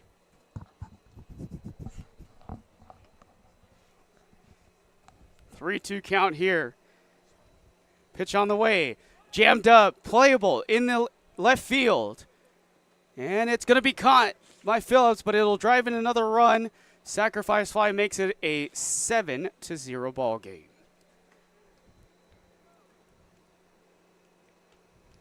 And again, we've said it a handful of times. This is what makes the A's so good. They do everything they can to keep the line moving. They put the ball in play, and they don't take selfish at-bats. Their only goal is just get runners home, no matter how it happens, whether it's a fielder's choice, whether it's errors, whether it's hits, home runs, whatever it is. That one, a sac fly. The A's just produce runs, and that's it. And they have done that here just like that to Camden Mudry, who's in relief in his first inning today. He's gone through 2/3 of the inning and given up 3 runs on 2 hits. 2-0 count here for Ethan Beltran. Nobody on the bases, so everybody goes back to where they were from earlier. And he swings and misses very early on that swing right there. 2-1 count for Ethan Beltran. So the A's just like that, 7-0, 7 unanswered runs for the Blue Sox, and the A's are standing high up in that 2nd seed right now, and looking like they'll most likely hold on to that spot. If they take the win here, the Bootleggers will secure the 3rd. Pitch outside, ball 3, 3-2 for Ethan Beltran. The Lumberjacks hold the number 1 seed, so they'll have the bye with 11 teams in the system here. And they'll face off whoever becomes the next seed up, as it's fouled off by Ethan Beltran. And I know it has no playoff implications right now, but the Lumberjacks are losing to the Coyotes right now in the 4th inning on the backfield. Wonder if the Jacks have been playing their starters or resting them up, because they know they have the first seed, as that one's lined down the third base line but out of play. And how about the story of the Rush so far this season? This started off the season dead last, and they've been going on a run ever since to build up their way all the way to where they've been. They got a win today, as that one is pieced up in the air towards left field.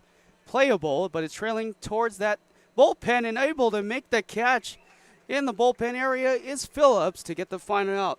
What the A's have tacked on 3 more runs. It's 7-0 as we're off to the bottom of the 5th.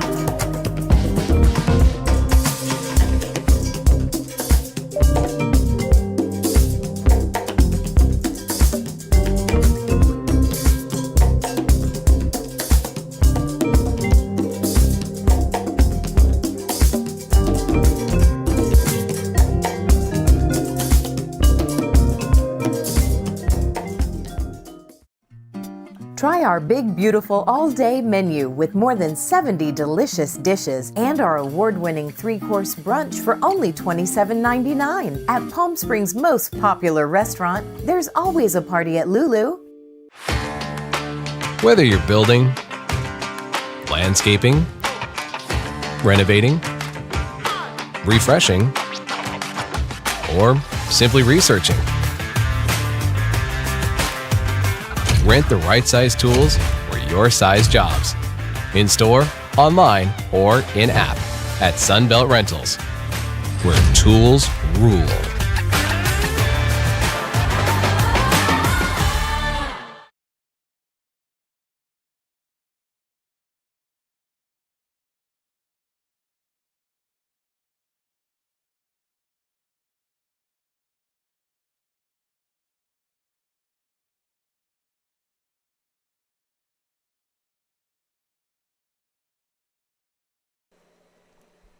Bottom of the 5th inning, we are here on the PSL YouTube channel. My name is Justin Lee alongside Stephen Buxton. R.L. Chandler went through 4 innings pitched. His day is now done. Brandon McLinn will take over from left field. Brandon McCoy-Death now in left field. Other pitcher for the A's have been solved this year, but Brandon McLinn is in the here now. First ball pitched upstairs above the head of the leadoff man, Evan Reebley. And then right behind him will be Taylor Diaz, Michael Kirk, 6, 7, 8 batters in the lineup for the Blue Sox, who are still scoreless here in a 7-0 ball game. The A's tacked on 3 more in the previous half inning. 2-0 count here for Evan Reebley.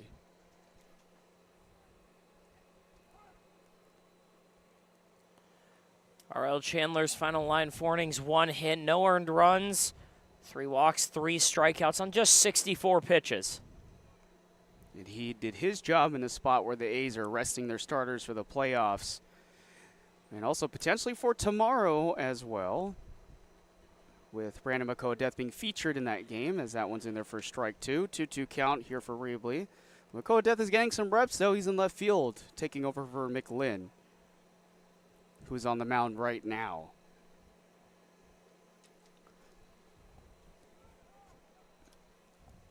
Two-way players, both of them have been used by the A's as the next pitch is outside for ball 3, 3-2. The A's are going to have to keep hold of those pitchers that they desperately need to have in the playoffs, that it's fouled off on a 3-2 count, out of play.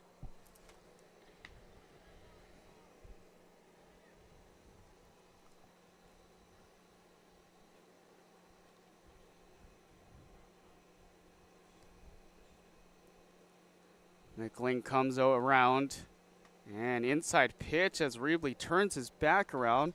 Doesn't get a piece of him, but 7 pitches and a walk here to lead off. Yeah, tough one to lose there for Evan Reebley. He came back, got the count to 3-2, and even after a couple pitches that were borderline, a good job by Reebley, able to spit on some of those and take his free base there. He's on first base here. First pitch, an awkward swing by Taylor Diaz on the first go-around, 0-1 count. Try to go after a curveball outside at 84 miles per hour, excuse me. 0-1 count. Right down the gutter, 0-2. Yeah, it looked like that first pitch, he might have been looking for a breaking ball and right out of the hand just decided swing, and halfway through realized it wasn't what he wanted. This one is grounded down, first base, can't glove it as he juggles it. He rather goes to first base and gets the play right there. Good coverage by Brandon McLinn to get over to first base. They were trying to go for a double play right there. Again, a good job over there at first base. Braga able to get to that ball, and once he kind of bobbles it, stays calm, stays with it and able to recover it. You got to recognize where you can't stretch it and get too greedy and go for the extra out. He knows he can't get the runner at second, so he just chops his feet, sets himself, and fires a strike down to Braden Macklin covering first. Reed Santos is talking to the home plate umpire right now. And again, this is where we'd love to have John Boy, but can't have too many John Boys in our world. No, we've got Justin and Tyler. And I could try to read their lips, but that'd be a little tough. We'll put Anissa on that. Fair enough.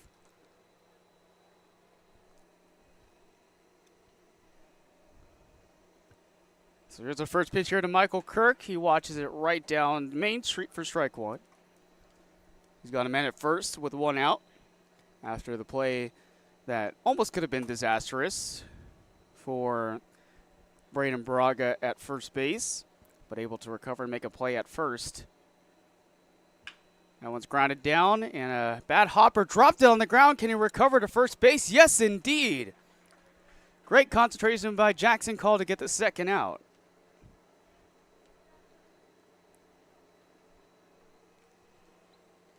Two away here in the bottom of the 5th.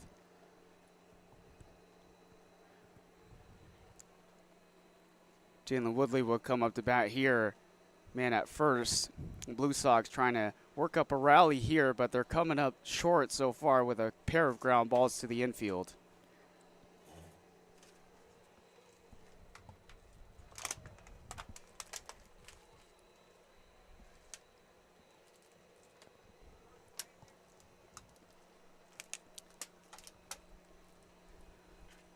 First pitch to Woodley.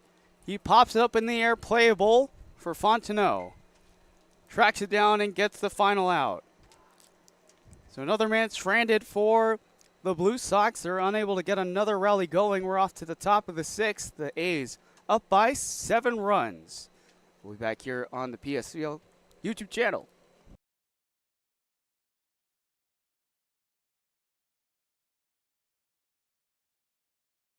Like a family setting, you know, we come and we get into conversation, and it's comfortable here is what I guess I'll say. It's comfortable. The hot cocoa has whipped cream and sprinkles in the whipped cream in the hot cocoa. Very family oriented. You know, they cater to the kids. They got the coloring books and crayons, and they have kid-sized stuff about almost for everything that you would want. So young and old, everybody can enjoy it. It's the best. Made from scratch memories. Elmer's. Building your business is no small undertaking, and you need the right team by your side. Whether you're just getting started or expanding nationwide, Pacific Premier Bank is here to support your business every step of the way. As your trusted banking partner, we can help guide you down the right path with customized solutions designed for your business. We'll help you achieve the success you deserve. Pacific Premier Bank.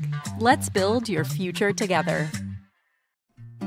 Try our big, beautiful all-day menu with more than 70 delicious dishes and our award-winning 3-course brunch for only $27.99. At Palm Springs' most popular restaurant, there's always a party at Lulu.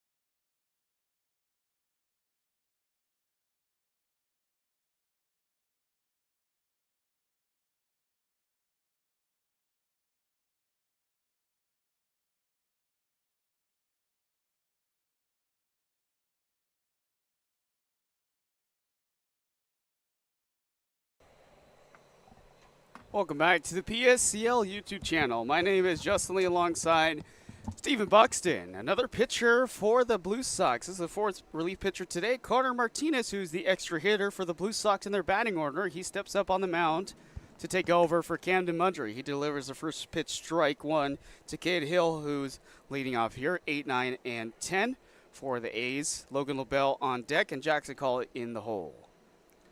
The A's are up 7-0 off 7 hits. Compared to the Blue Sox only single hit, they've been held scoreless by the A's pitching staff so far, as the next pitch is fouled off for an 0-2 count.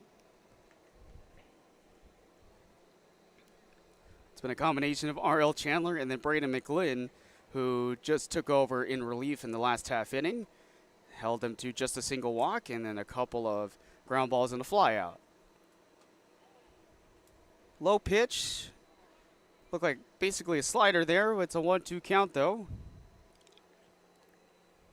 Yeah, and Cameron Mudry's line, 1 inning, 2 hits, 3 runs, all of them earned. 1 walk, 1 strikeout. In the dirt for ball 2, 2-2 count. So I asked this the other day with Charlie Gonzalez on the call. What's your favorite 4th of July tradition, Steven? Honestly, I don't know. Strike 3, swing and a miss by Cade Hill. He goes down. I didn't grow up doing a ton for 4th of July. It would just be like, we go get food at like my grandma's house or something. You know, that's still pretty American. I still like that. Good job, Steven. She is an American woman. Logan Lobel steps into the box here. He's got Jackson Call on deck. 1 man away here in the top of the 6th. Pitch outside and gets away from the catcher. 0-1 count.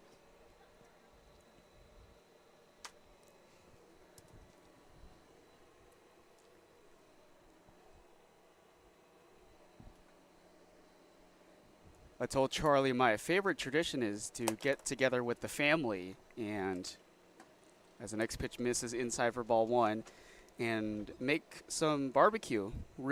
Barbecue ribs, some Hawaiian barbecue sauce, make some mac salad. Oh. Yeah, make some mac salad. We'd also make some mashed potatoes, fouled off pitch.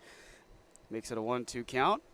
And then get some mac and cheese going. I've also never heard anyone abbreviate macaroni salad. That's how we say it in the islands. Mac You're salad. from Orange County. So my dad grew up in the Big Islands, okay? It works. A 1-2 count is just on the outside corner.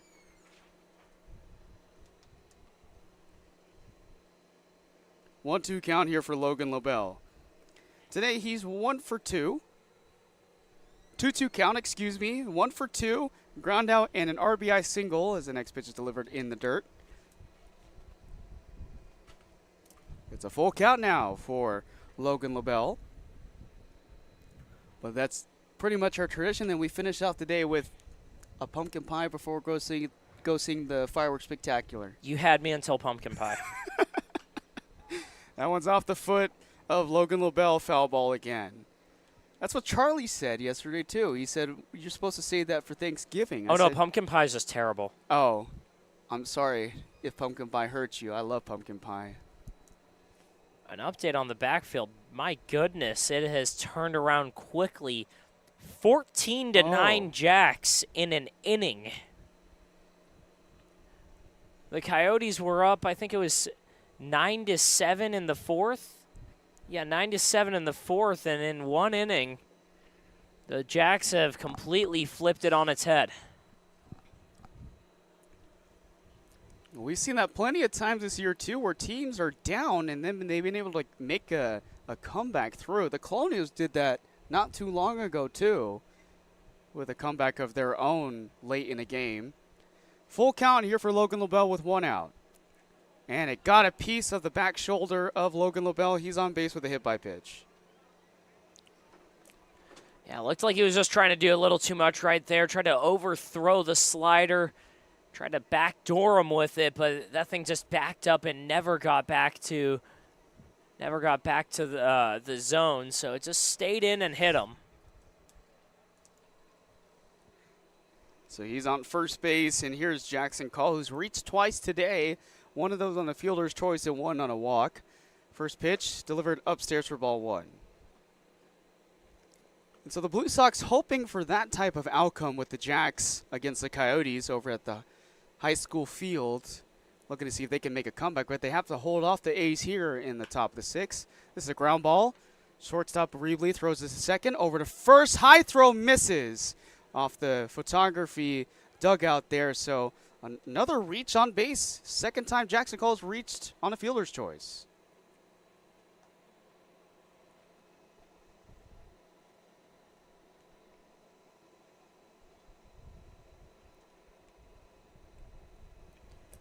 It was Woodley's throw that he tried to make right there. Nothing doing.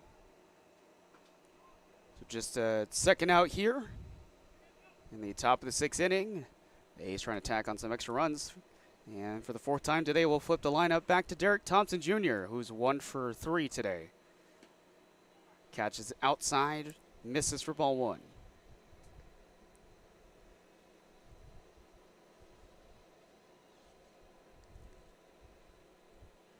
Still runner at first. Martinez on the mound in his first inning of work. Pitch outside, ball 2.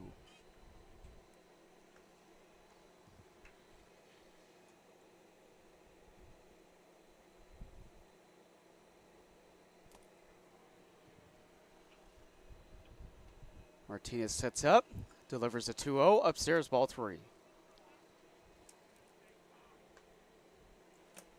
Martinez has made 5 appearances this year. He has a 9 ERA, a flat 9 ERA, with only 9 strikeouts to those totals. We just added number 10 just a few moments ago. 3-0 count here for Derek Thompson Jr. Misses inside for ball 4. 4 pitches for Derek Thompson. He's at first. Yeah, now thanks to that error, you've got runners on first and second now. Still 2 outs, but you had a chance to get out of that inning. And still the top of the lineup coming up for the A's and a chance for them to get even more damage on the board. Back to star-studded talent players here for the A's. Braden McLinn, who was just pitching a moment ago. He's in first pitch in there for strike 1. Yeah, but with him pitching, they're not going to take his bat out of the lineup. Well, he'll be the two-way player for the rest of the game. Pitch on the way. Right outside at the corner, strike 2.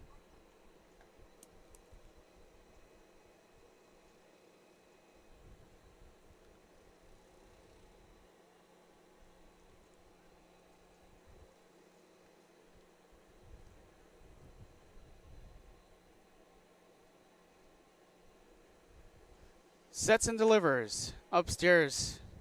McLinn thought about it for a second, but it makes it 1-2. Man at first and second. 2 outs here in the top of the 6th. A's up 7-0. Here against the Blue Sox, who will move up anywhere in the standings. Just a matter of where they finish seeding. The A's trying to hold off and secure the 2 seed as the next pitch is in the dirt for ball 2.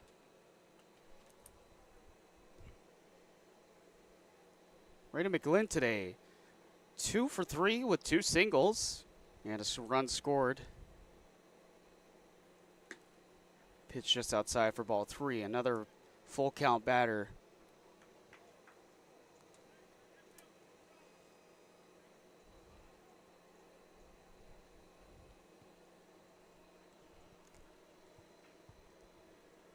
Martinez awaits the signal, picks it up, full count.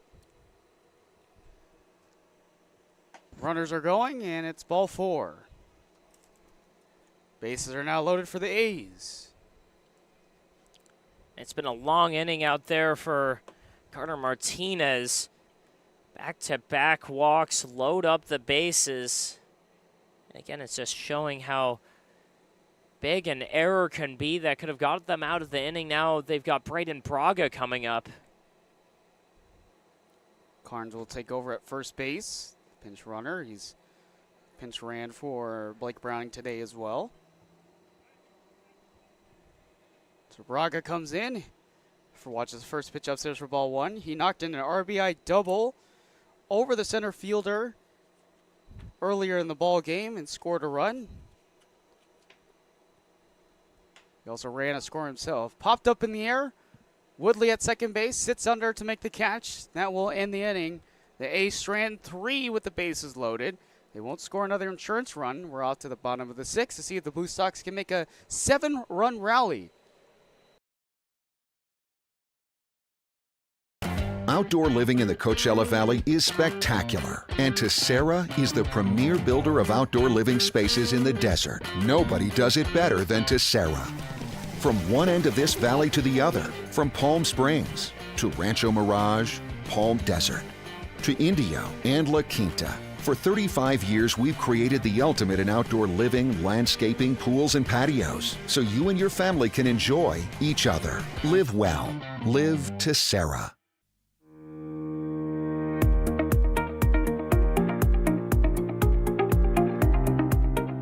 Hello, Power Baseball fans. At SBMP Attorneys, we believe in the power of community. And that's why we proudly support the Palm Springs Power, our hometown baseball team. After a memorable championship season in 2024, capping off the team's 20th anniversary, we're all very excited about the 2025 Power team. SBMP Attorneys and the Palm Springs Power are two teams that are committed to excellence, community, and the spirit of winning. We'll see you all at the ballpark.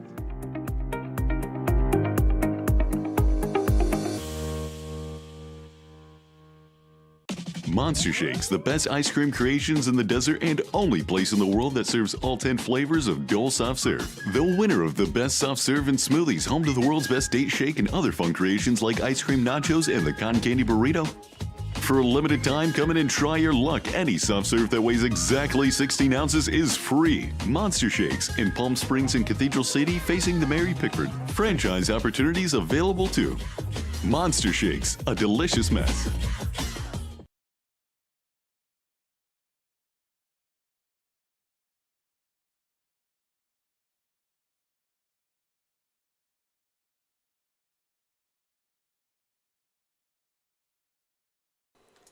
Back for the PSCL. My name is Justin Lee alongside Stephen Buxton. We're to the bottom of the sixth inning. The A's are up 7-0. 7 hits compared to 1 hit for the Blue Sox so far. First pitch laid up in the air.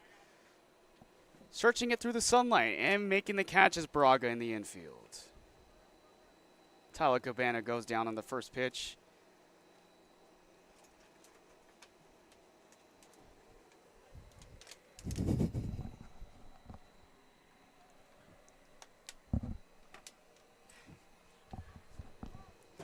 Now the relief pitcher Carter Martinez comes up to bat here.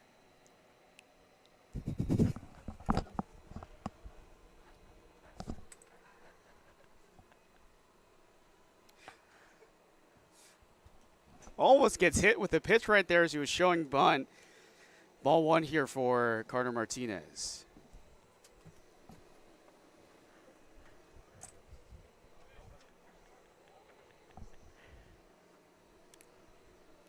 Two pitches now for Brandon McClin, and Martinez shows bunt again, and he pulls back.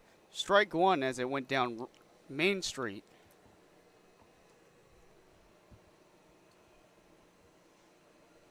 It's been all A's today so far in this game in the final regular season game for the PSCL. Right before the playoffs will start off, the next pitch misses 2-1 count. We'll start on Saturday. Yes, sir. For the PSCL. That one's fouled off to the back net. 2-2 count.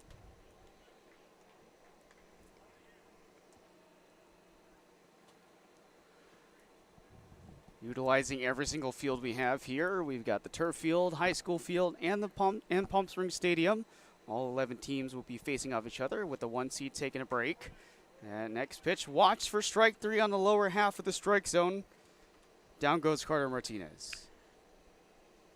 Yeah, we'll be using every field we've got here, and right there on the mound, Brandon Macklin using every quadrant of the plate he had available. He went up and in once, he went down and in twice, a couple down and away, 1 up and away, and freezes him with 1 down and in.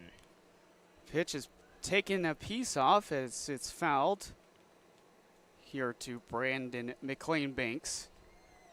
Or excuse me, that's not Brandon McLean Banks. It's Carson Reed right there at the plate, pinch hitting for Brandon McLean Banks. He takes a piece right down the middle. It's picked up by Beltran. He throws to first for the final out. 1, 2, 3 innings settles it. So still 7-0 ball game. The A's up by as many runs, and it looks like this game is finished. So there's the final call for the final regular season game of the year. The A's are coming out to the mound to celebrate. The Blue Sox a little confused.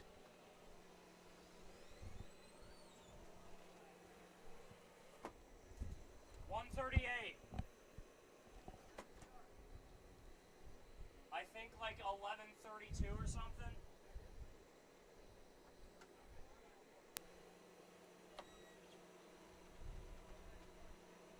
Just before we leave here, we're going to see if they're going to continue playing through the 7th inning. Okay, we're going through the 7th inning. So, still 7-0, the A's up.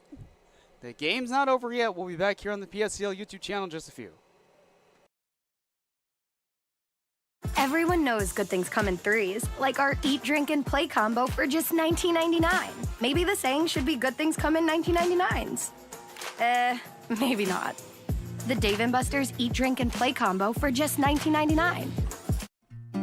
Try our big, beautiful all-day menu with more than 70 delicious dishes and our award-winning 3-course brunch for only $27.99. At Palm Springs' most popular restaurant, there's always a party at Lulu. Jessup Auto Plaza has been proudly serving the Coachella Valley since 1938 as your trusted family-owned auto destination. Now, electrify your drive with the Valley's most extensive range of electric vehicles. Drive the Chevrolet Blazer, Equinox, Silverado, the powerful GMC Hummer, Sierra, and the distinctive Cadillac Lyriq. Silent power, bold performance. Electrify your drive. Jessup Auto Plaza. Since 1938, the EV brands you love, the family you trust.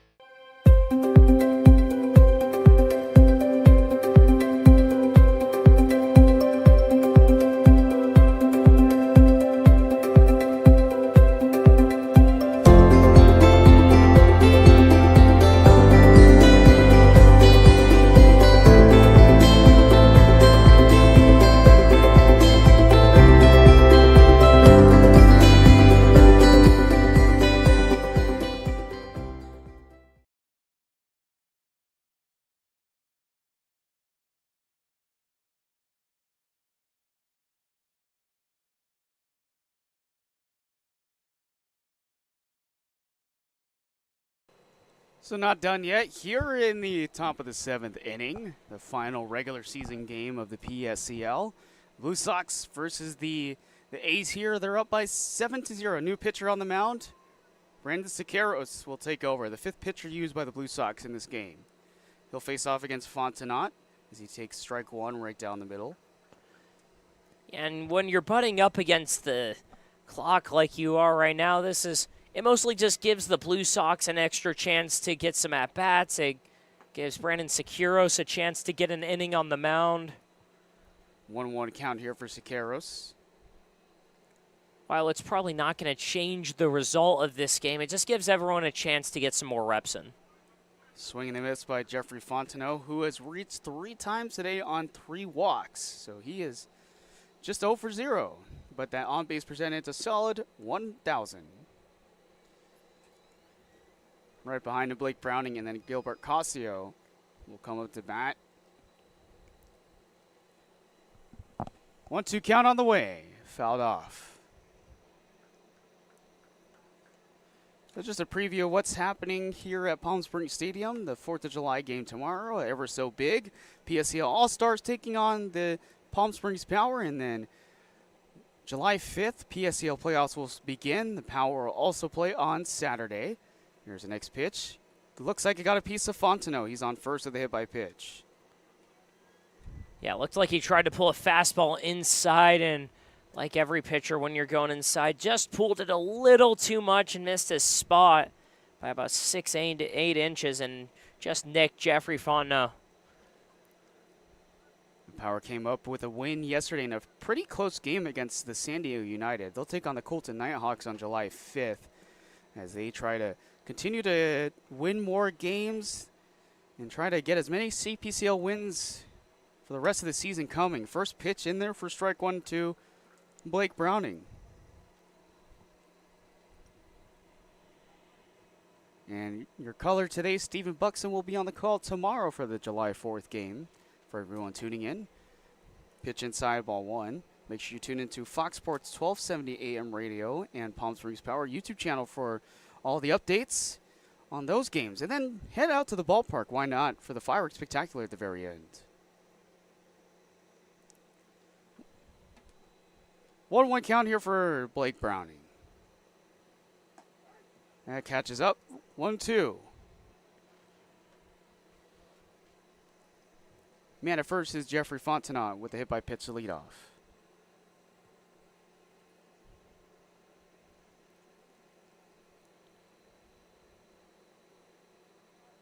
Quick pitch. Oppo hit, but just foul. So he's gone with the fastball a couple times. That last one before the swing, the one that he got called was a slider that went all the way from halfway into the left-handed batter's box and came back for a strike. 1-2 count on the way again. Popped up in the air, playable. Martinez sits and camps and catches for the first down.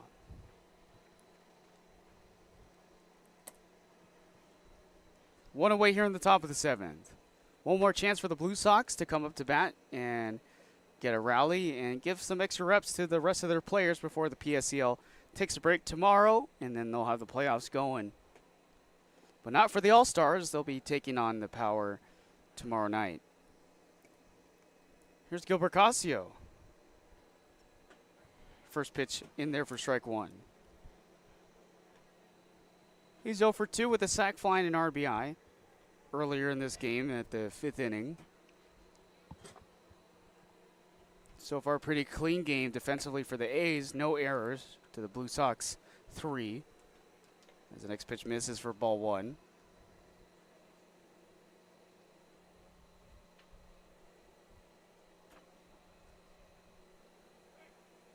Try to pick off Fontenot at first base. Nothing happening there.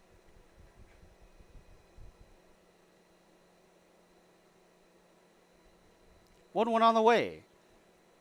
Towards right field and out of the ballpark for the second strike. 1-2 count. A pretty quiet game today so far. It was another close one between the Chill and the Rush earlier today. 2-0 the final score. Rush get another big win. They could move up in the standings just by a little bit, depending on what happens with the other games.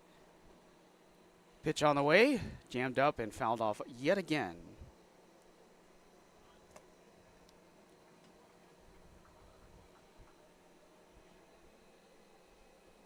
One-two count.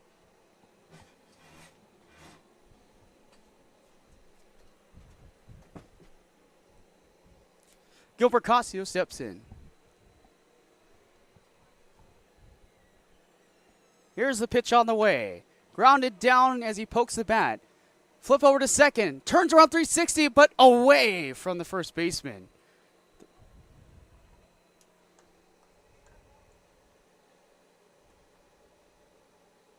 Probably not a lot of chances there to make that play. Yeah, there's a second out regardless. Almost a 4-6-3 double play right there. Gilbert Casio's on board with the fielder's choice.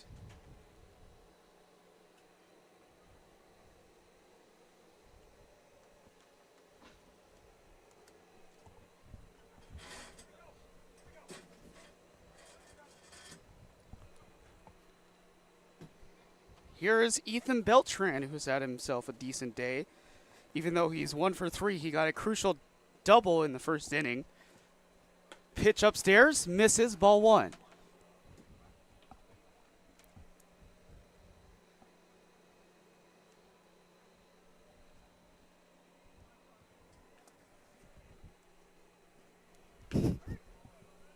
That one's in there for strike 1.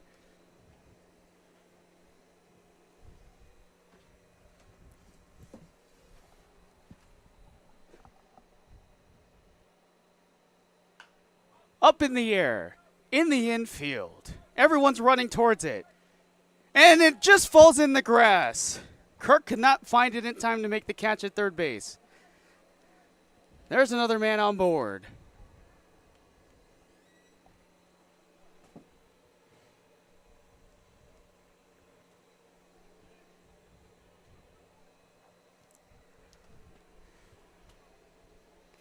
Another error in the infield there. Michael Kirk came in. The entire infield came in, and nobody could locate the ball in time. Initially, on that pitch, it looked like Brandon Siqueiros had a beat on it, but wasn't able to make the play right there. First pitch delivered, 1-0 to Cade Hill. There's a man at first and second, 2 outs. Next pitch, just misses.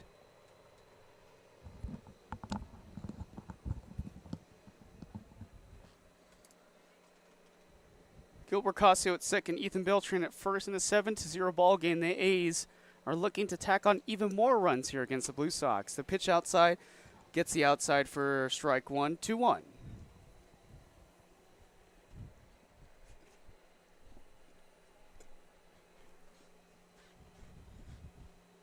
Swing and a miss, tipped into the glove of the catcher.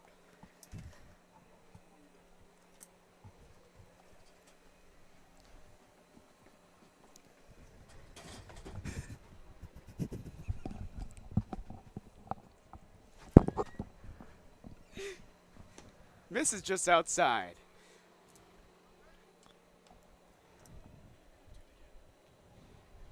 It's a full count.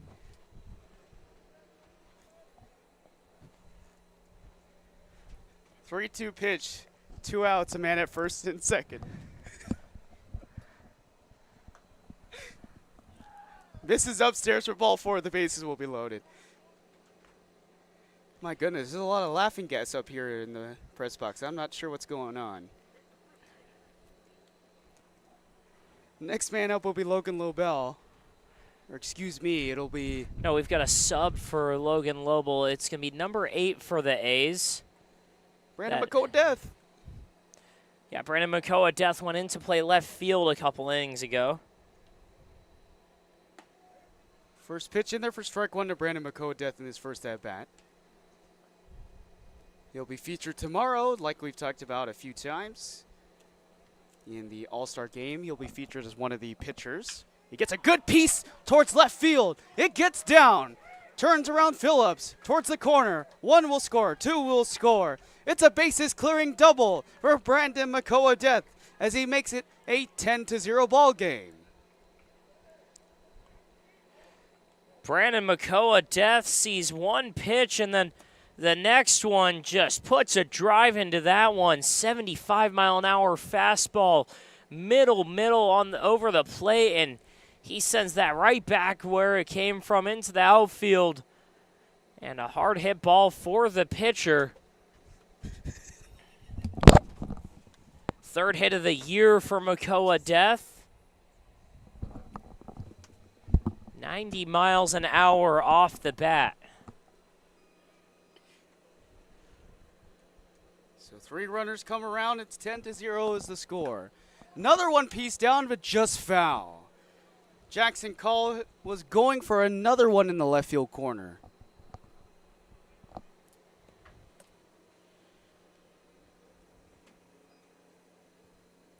So here in the top of the 7th, the A's just do not quit, trying to add runs. And because of Brandon McCoa-Death, who subbed in here for Logan Lobel, he's made it a 10-0 ball game with a bases clearing double.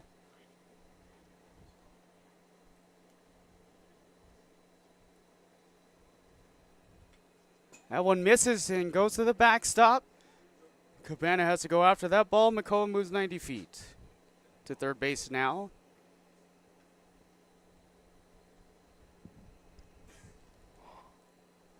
So Lobel, Jackson Call here with a 2-1 count.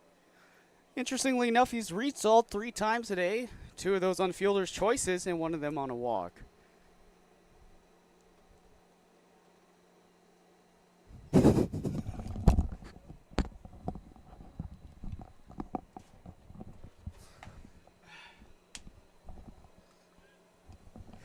Pitch misses 3.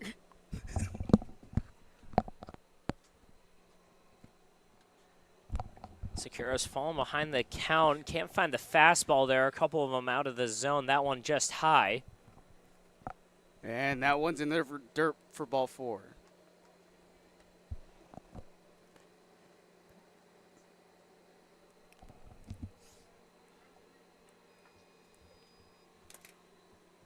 Securo's having a tough time with his spots in this inning. He's been around the zone, has not been in it, and when he has, he's left it over the heart of the plate. Couple pitches right over the plate, one to McCoa-Death. First pitch in there to Derek Thompson Jr. for his 5th at-bat of the day. 0-1 count. Runners at the corners, McCoa-Death at third. Jackson Call at first. Just outside for ball 1. The A's not going away quietly. 10-0 is the score. And we still have another half before we can call the PSCL done for 2025 for the regular season. I was about to say, we are far from done, Justin. We've got the whole playoffs to go through. We're just getting started. Playoffs are coming up pretty fast and should be a fun one. The A's should be one of the front runners just alongside the Bootleggers, the Jacks, the Bombers. Even the Rush can be considered one of those teams. 1-2 just upstairs. You can't not consider the Rush at this point. I mean, they're the hottest team in the PSCL. They've won 10 of their last 11 games. Again, an unbelievable coaching job by Zach Novus, a team that started out 0-7, finishing out in, I think, 4th place they'll finish. 4th place they will. And they were dead last to start off the year. Just a miraculous turnaround. And they were last in every category, too. 2-2. It's up in the air, and it will get away from the right fielder, Martinez. It rolls all the way to the wall. Another run will score. The second one coming in Jackson Call. It's another bases clearing, extra base hit. This time from Derek Thompson Jr. as he hands out a triple.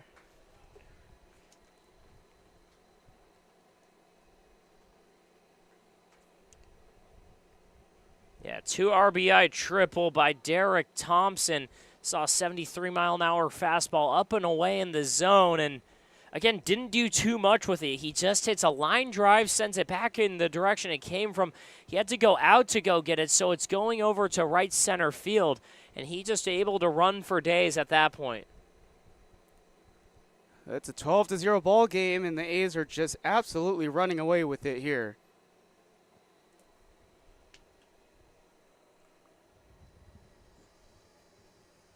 Next pitch misses for ball 1 here to the next man up.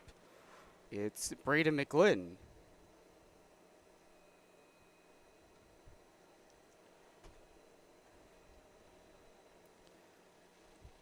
So 5 runs total here as the next pitch misses, 2-0 count. 5 runs off of just 2 hits. Couple of walks and an error hit by pitch. Siqueiros trying to keep the A's at bay and unable to really hold him off as they scored 5 more runs. Pitch upstairs, ball 3.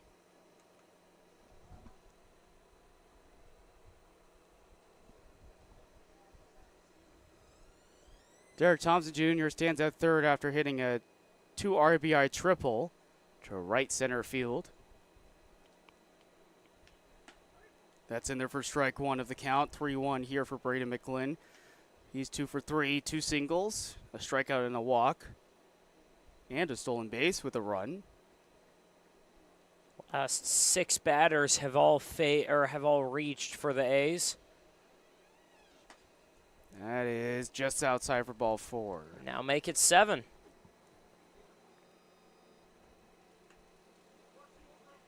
Now the runners are at first and third one more time. Pinch runner coming in. Dylan Kakuta takes over at first base. And that's Andrew Carnes coming in for Braden Braga.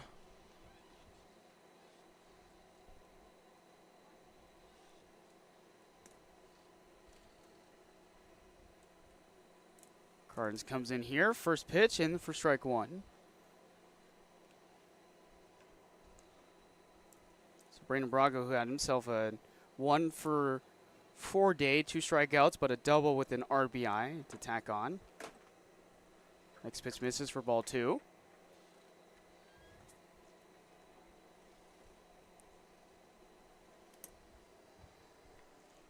Excuse me, ball 1, 1-1 count.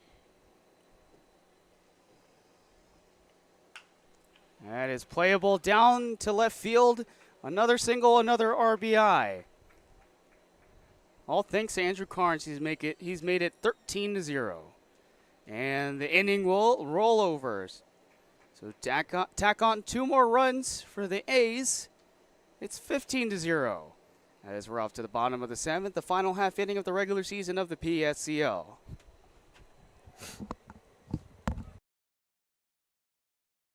The Management Trust is a 100% employee-owned company.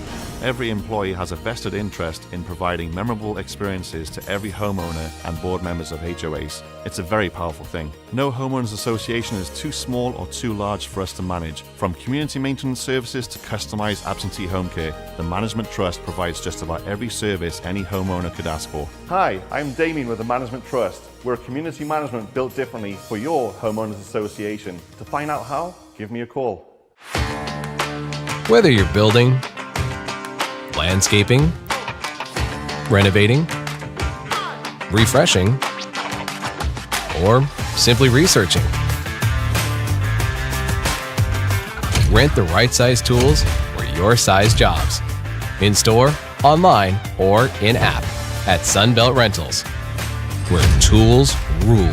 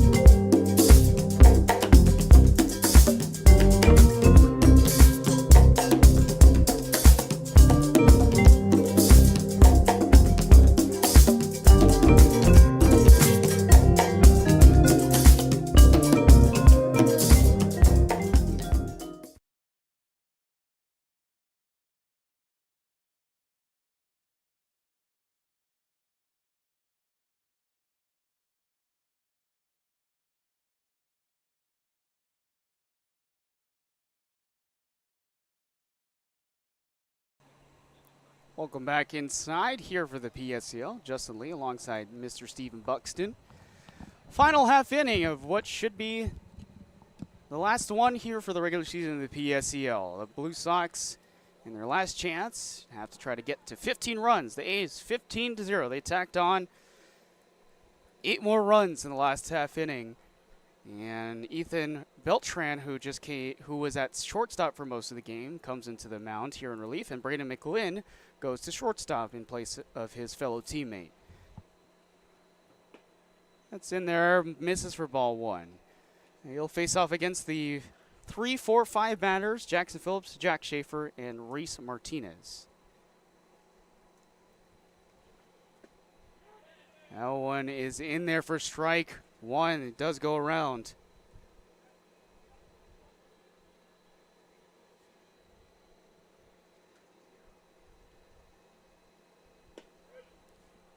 Second one in there, 1-2 count now.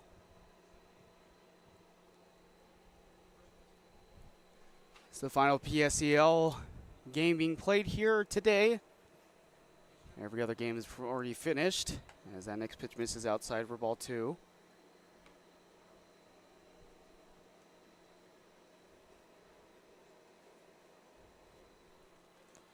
And so far today, the A's handing out a shutout, a 1-hit shutout so far through 6 innings.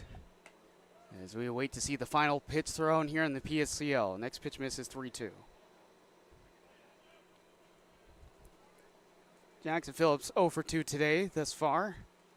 Pitch on the way. That drops in the dirt for ball 4. Full count walk.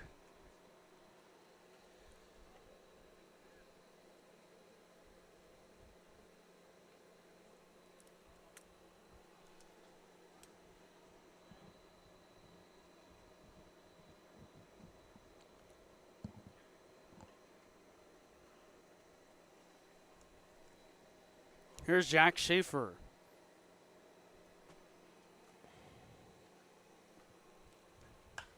He gets a good grip of this one to right field. It will drop right in front of Fontenot. Moving from first to third is Jackson Phillips. Jack Schaefer's on board. There's runners at the corners. Schaefer gets a fastball over the heart of the plate, goes the other way with it. Fontenot was playing a little closer to right center field. Able to catch up to it, though, but at that point, nothing he can do about that ball. Did deliver one of the bigger throws you'll see, though. It was on a line all the way to third base. That's just the second hit of the day for the Blue Sox, but the runners are at the corners. Here's Reese Martinez, and he gets laid up on the back with a hit by pitch. And just like that, the bases are loaded.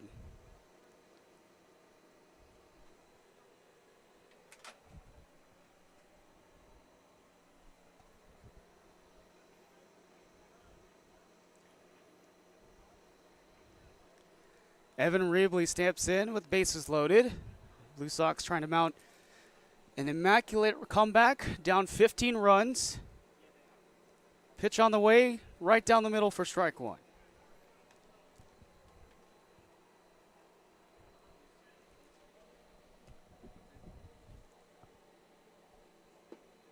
Next pitch he delivers, misses for ball one.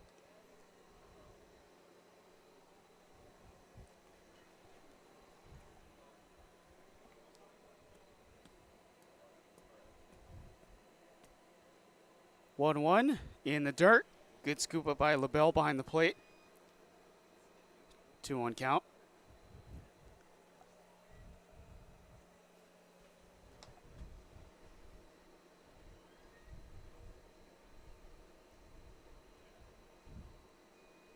It looks like the Blue Sox will finish in 7th place today.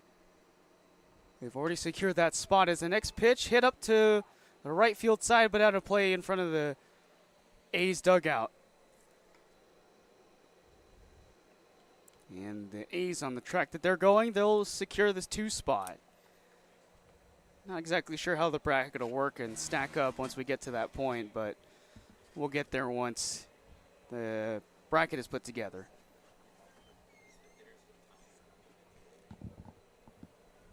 Two count. Up in the air towards right center field. The outfielders were way away from it, but Derek Thompson Jr. makes the catch. Another run will score. The first ones of the day for the Blue Sox. It's a sac fly. Well, the A's are going to get the win, but they're not going to get the complete game shutout there. A sac fly out to medium right center field and scores the runner from third there.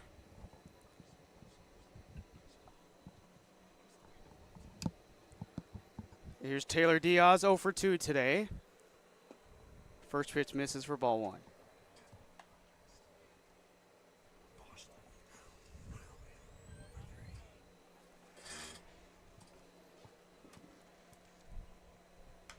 Fouled off.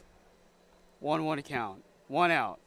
Off the sacrifice fly, Evan Rebley scores the first runs of the game for the Blue Sox. Scoreless through 6 innings, and now they finally put one through here in the 7th.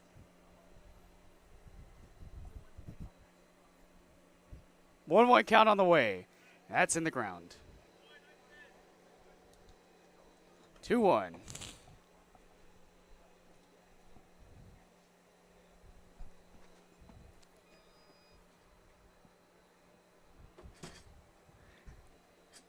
Two-one count on the way from Beltran. Misses low.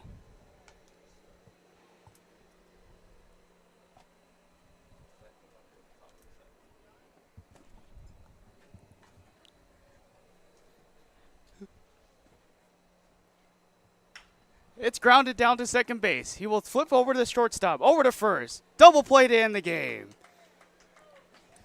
And that's the end of the PSCL regular season. The A's go up 15 runs. The Blue Sox just to 1. Playoffs on the way in the All-Star game tomorrow. A very high-scoring game and a good note for the A's to finish off strong. Yeah, you said a strong finish for the A's. It can't get much better than a 15-1 drawing out here on the last day of the PSCL. Solid pitching from them from start to finish. Just the one run where they couldn't really find an out to start the 6th inning, but then they get 3 on the next 2 batters. So a complete game start to finish for them. R.L. Chandler was impressive on the mound. Did not expect 4 innings of shutout ball from him. Just 1 hit for him. Braden Macklin delivered the next 2, and then Ethan Beltran finished it off. It was another good day and another PSCL season in the books for 2025, but the playoffs are just beginning and getting hot. We'll catch you folks tomorrow night for the PSCL All-Star Game against the Palm Springs Power, and then the playoffs will start on this Saturday in the morning. But for all of our friends and family, as we say to you, Justin Lee and Stephen Buxton inside the booth, we'll see you in the next one. Have a great afternoon from Palm Springs.